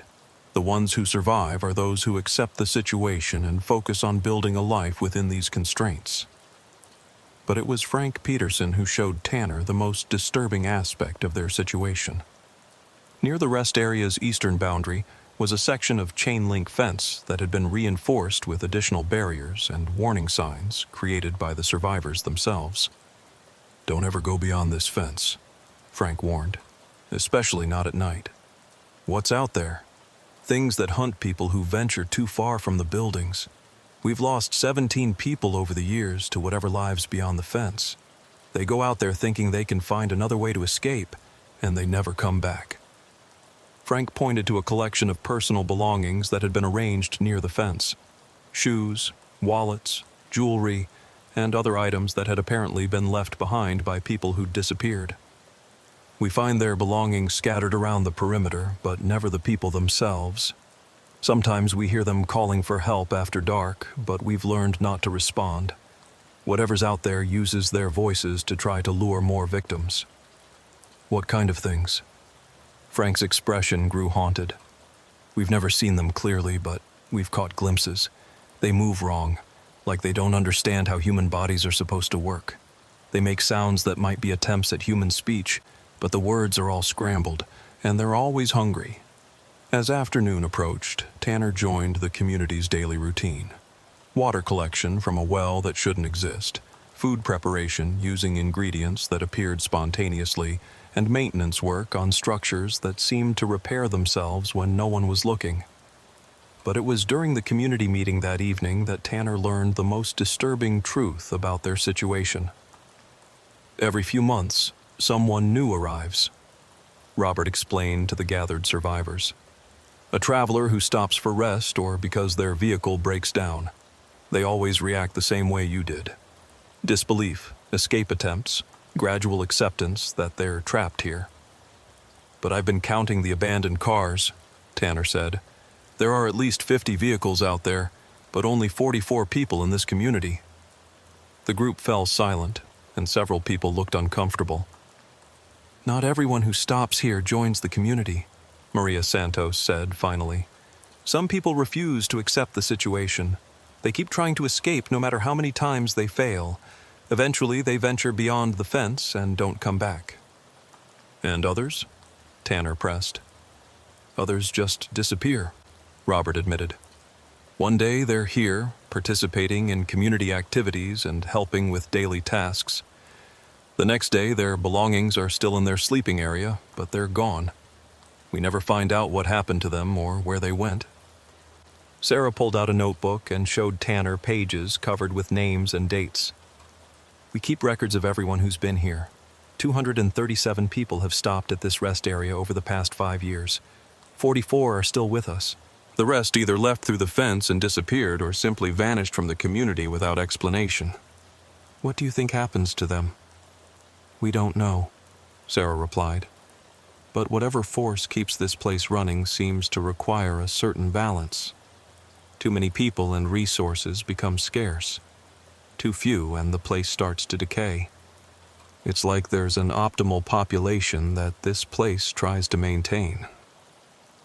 As the sun set over the desert, Tanner helped the community prepare for another night of survival. Windows were covered with heavy blankets, doors were barricaded, and everyone gathered in the central area to wait for the sounds that would begin once darkness fell. "The first few nights are the hardest," Maria told him. "You'll hear things that will make you want to run outside and investigate. Voices calling your name, sounds like people in distress, even what sounds like rescue vehicles arriving. But it's all lies designed to get you to leave the safety of the buildings." Around 10 p.m. the sounds began.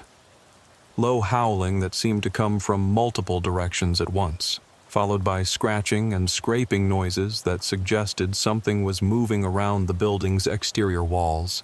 Then came the voices. "Help us. Please, we're trapped out here. Is anyone inside? We can see your lights. My car broke down. I need to use a phone." The voices sounded completely human and genuinely distressed, but the survivors had learned to ignore them. Whatever was making those sounds understood human speech and psychology well enough to create convincing audio illusions, but the 44 people inside the building knew better than to respond. "Sometimes they use the voices of people who've disappeared," Frank whispered to Tanner. "Last month we heard Jerry Martinez calling for help outside. Jerry vanished 3 months ago, but his voice was perfect. Same accent, same speech patterns, even knew details about his family that only Jerry would know." The night sounds continued until dawn, a constant psychological assault designed to test the survivors' resolve and trick them into venturing outside. Tanner lay awake listening to voices that claimed to be rescue workers, law enforcement officers, and even family members who'd come looking for him. But as the first light of dawn began filtering through the covered windows, Tanner realized that his situation was even worse than he'd initially understood. He wasn't just trapped in an abandoned rest area by some unknown force. He was imprisoned in a place that actively worked to reduce its population through methods that were both subtle and terrifying. The question wasn't how to escape. The question was how to survive long enough to figure out what this place really was and why it collected travelers from America's loneliest highway. Outside the barricaded buildings, something that sounded like his dispatcher Sharon was calling his name and asking why he hadn't checked in with his delivery schedule. But Tanner had learned enough in one night to know better than to answer. By his 7th day at the rest area, Tanner had begun to understand the rhythm of survival that governed the community of trapped travelers.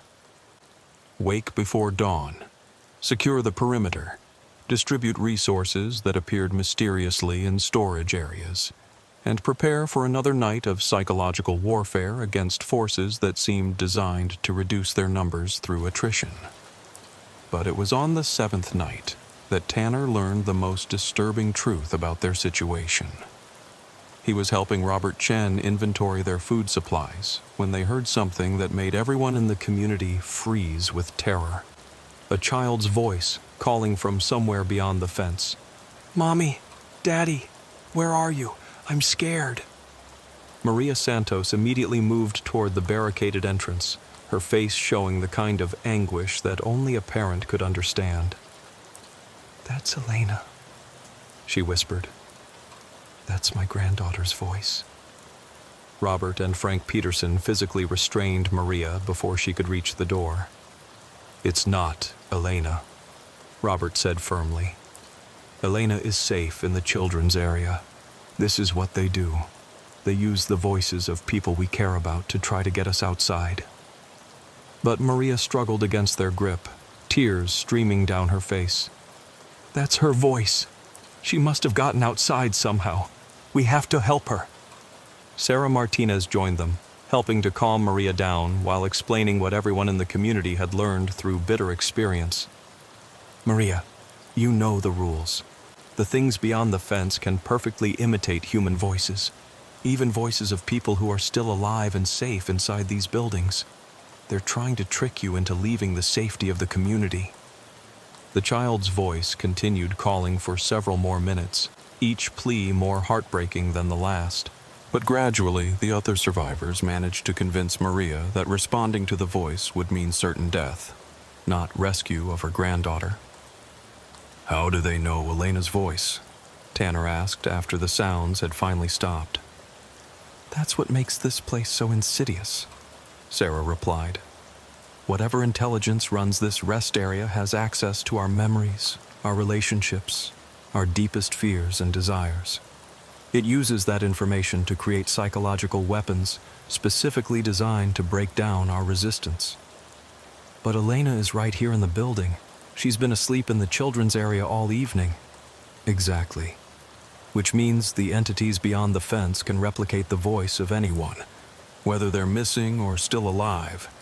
They've used the voices of family members, friends, co-workers, even celebrities that people in the community have mentioned missing. Frank showed Tanner a journal where the community kept records of the psychological attacks they'd endured. Last month, they used President Biden's voice, claiming that federal rescue teams had arrived and we needed to come outside for evacuation. Before that, they used the voice of a country music singer that one of the disappeared survivors had mentioned liking. The attacks are getting more sophisticated as time goes on. The next morning brought a development that shattered Tanner's remaining hope that their situation might have a rational explanation. While helping with the daily perimeter check, he discovered something that made him question his own sanity. At the rest area's western boundary, scattered near the fence, were the personal belongings of someone who had disappeared from the community 3 days earlier. Jerry Martinez, a truck driver from Texas who'd been trapped at the rest area for 6 months, before deciding he couldn't accept his situation and venturing beyond the fence despite everyone's warnings. But among Jerry's belongings was something that shouldn't have been possible. A photograph of Tanner himself, standing next to his Freightliner in what appeared to be the rest area parking lot. The photograph was dated 2 days before Tanner had ever heard of this place. "Where did this come from?" Tanner asked Robert, showing him the photograph. Robert studied the image with growing concern. "I've never seen this before, and Jerry never mentioned having a photograph of you. But the timestamp suggests it was taken before you arrived here." "That's impossible. I'd never been to this rest area before last week." "Nothing here follows normal rules of causality," Robert replied.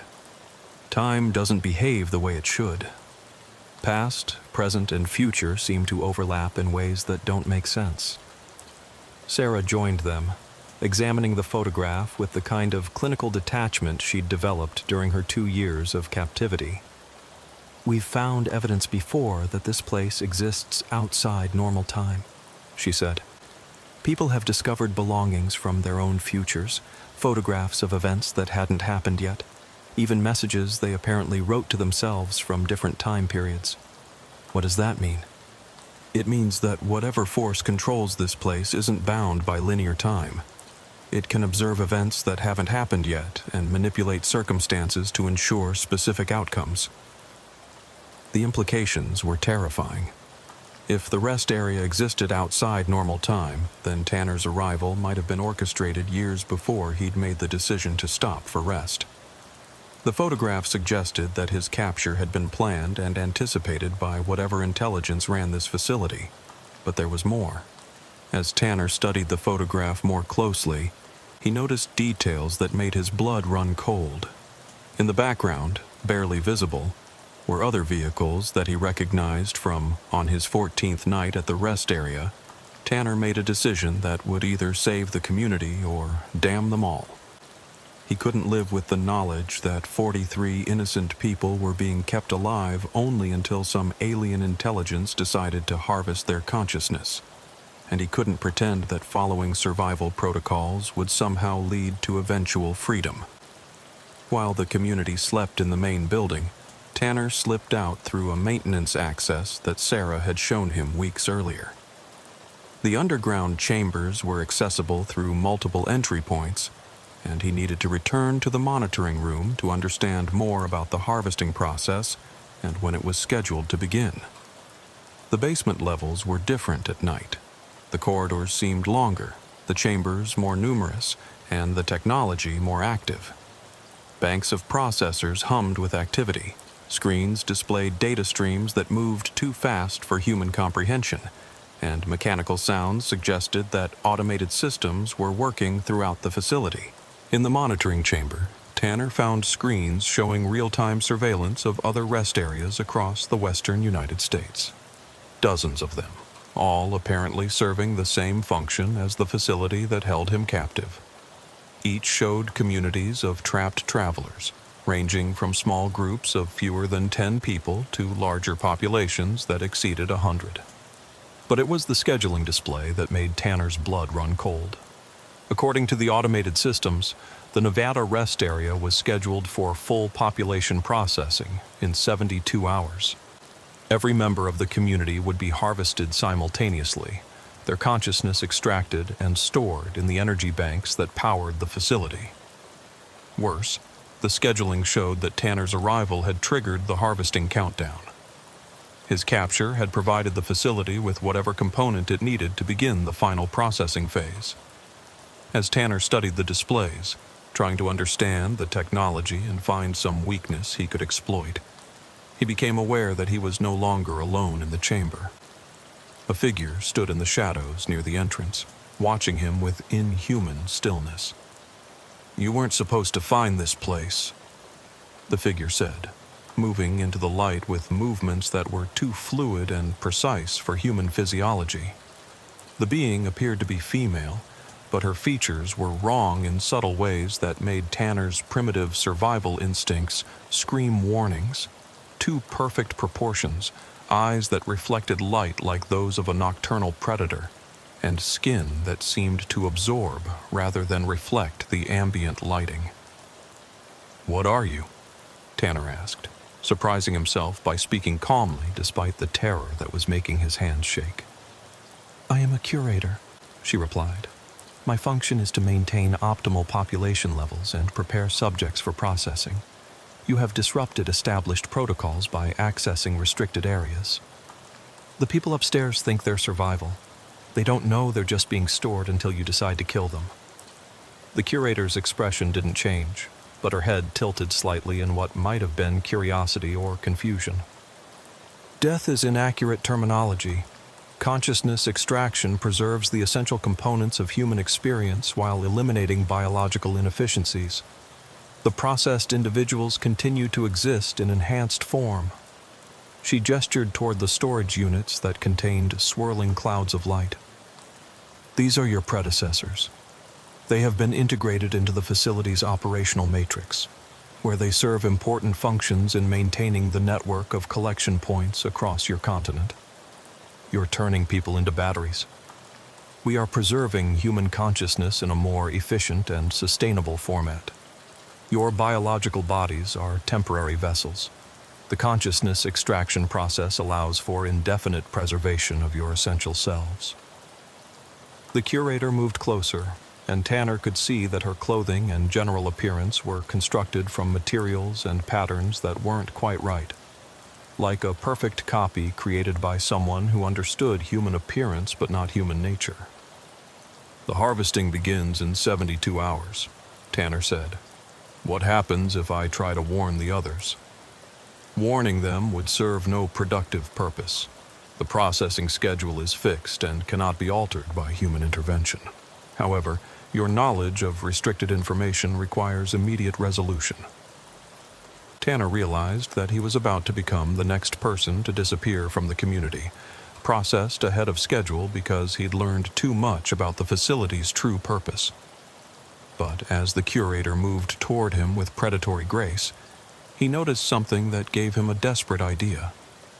The monitoring screens showed surveillance feeds from dozens of rest areas, but they also showed the facility's power distribution network. The entire system was connected through what appeared to be a central processing core that coordinated activities across all collection points simultaneously. If he could disrupt that core, he might be able to shut down not just his own facility, but the entire network of rest areas that were capturing travelers across the western United States. "I want to make a deal," Tanner said quickly. The curator stopped moving toward him, her predatory stance shifting to something that might have been interest. "Humans do not possess anything of value to offer in negotiations. I know something about your network that could help you optimize the harvesting process. Information that could increase your efficiency and reduce the risk of discovery by my government. It was a desperate bluff, but the curator seemed to consider his words. Explain. Tanner pointed to the surveillance screens showing other rest areas. Your collection points are too visible. Government agencies are starting to investigate the pattern of disappearances along major highways. If they discover what you're doing, they'll bring military forces that could disrupt your entire operation. The curator moved to the monitoring displays and began accessing data streams that scrolled too rapidly for Tanner to follow. Government investigation activities are within acceptable parameters, she concluded after several minutes. Human law enforcement agencies lack the technological capability to threaten network operations. But they could shut down the highways you use to bring people here. They could reroute traffic, close rest areas, even set up checkpoints that would interfere with your subject acquisition process. This argument seemed to have more impact on the curator, who spent longer examining the data streams. Explain your proposal. Tanner moved closer to the central processing console, hoping to get within range of whatever controls might allow him to disrupt the system.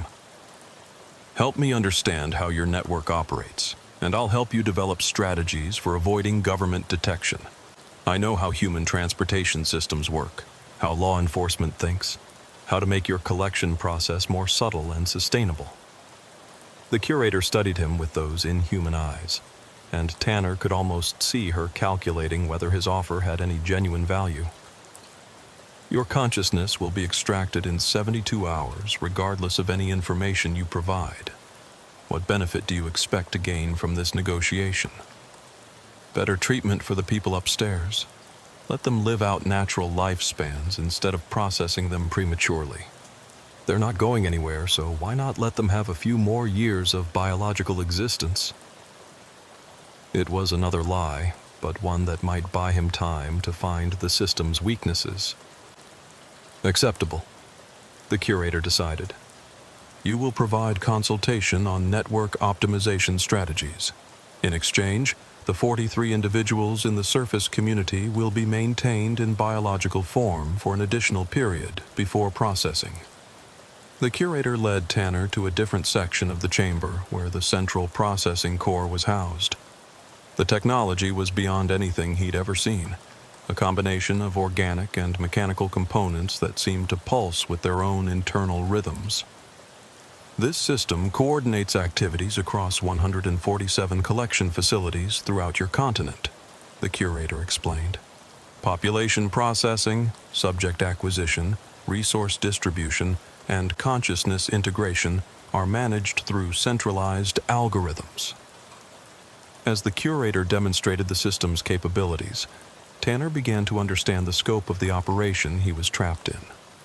Tens of thousands of people had been processed over the decades, their consciousness extracted and converted into energy that powered an infrastructure designed to capture even more victims. But he also began to see weaknesses in the system.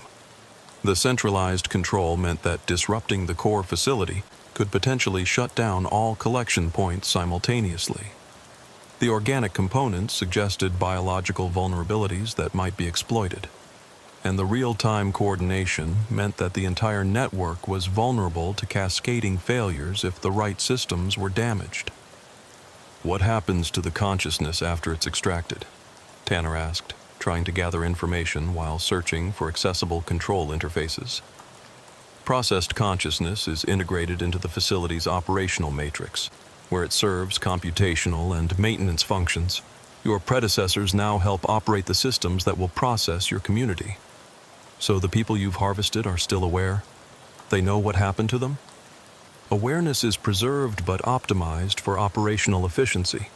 Emotional responses and individual desires are minimized to prevent interference with assigned functions. The curator was describing a fate worse than death. The processed individuals weren't just used as energy sources. They were conscious slaves forced to participate in the system that had destroyed their physical existence. As Tanner pretended to analyze the system's optimization potential, he memorized the locations of critical control interfaces and began planning his attack on the central processing core. He would have one chance to disrupt the facility before the curator realized his true intentions, and the success or failure of that attack would determine the fate of everyone trapped in rest areas across the continent.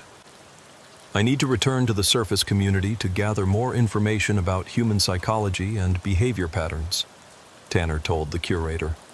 The optimization strategies will require detailed knowledge of how your subjects think and react to various stimuli. Acceptable. You will return here in 24 hours with your analysis. As Tanner made his way back through the underground chambers toward the surface levels, he knew that he was carrying the hopes and fears of thousands of captured travelers. The consciousness extraction process had been operating for decades, but it was vulnerable to disruption if he could summon the courage to attack systems that were far beyond his understanding. Tomorrow night, while 43 people slept in the buildings above, believing that following survival protocols would somehow keep them safe, Tanner would return to the depths of the rest area's impossible infrastructure and either shut down a network of alien horror or become another processed consciousness forced to serve his captors for eternity. Above him, the Nevada desert stretched away under a canopy of stars that had been watching over similar atrocities for longer than human civilization had existed. And somewhere in that vast emptiness, automated systems were already selecting the next group of travelers who would find themselves stopping at rest areas from which no one ever returned. The harvest was coming, but Tanner Boyd was no longer willing to be a passive victim waiting for processing. Tomorrow would determine whether human courage and desperation could triumph over technology and intelligence that had been perfecting their predatory systems for centuries. Outside the main building, the nightly sounds began right on schedule. But for the first time since arriving at the rest area, Tanner wasn't listening to the voices beyond the fence. He was planning the attack that would either free every captive consciousness in the network or add his own awareness to the systems that powered humanity's nightmare on America's loneliest highways.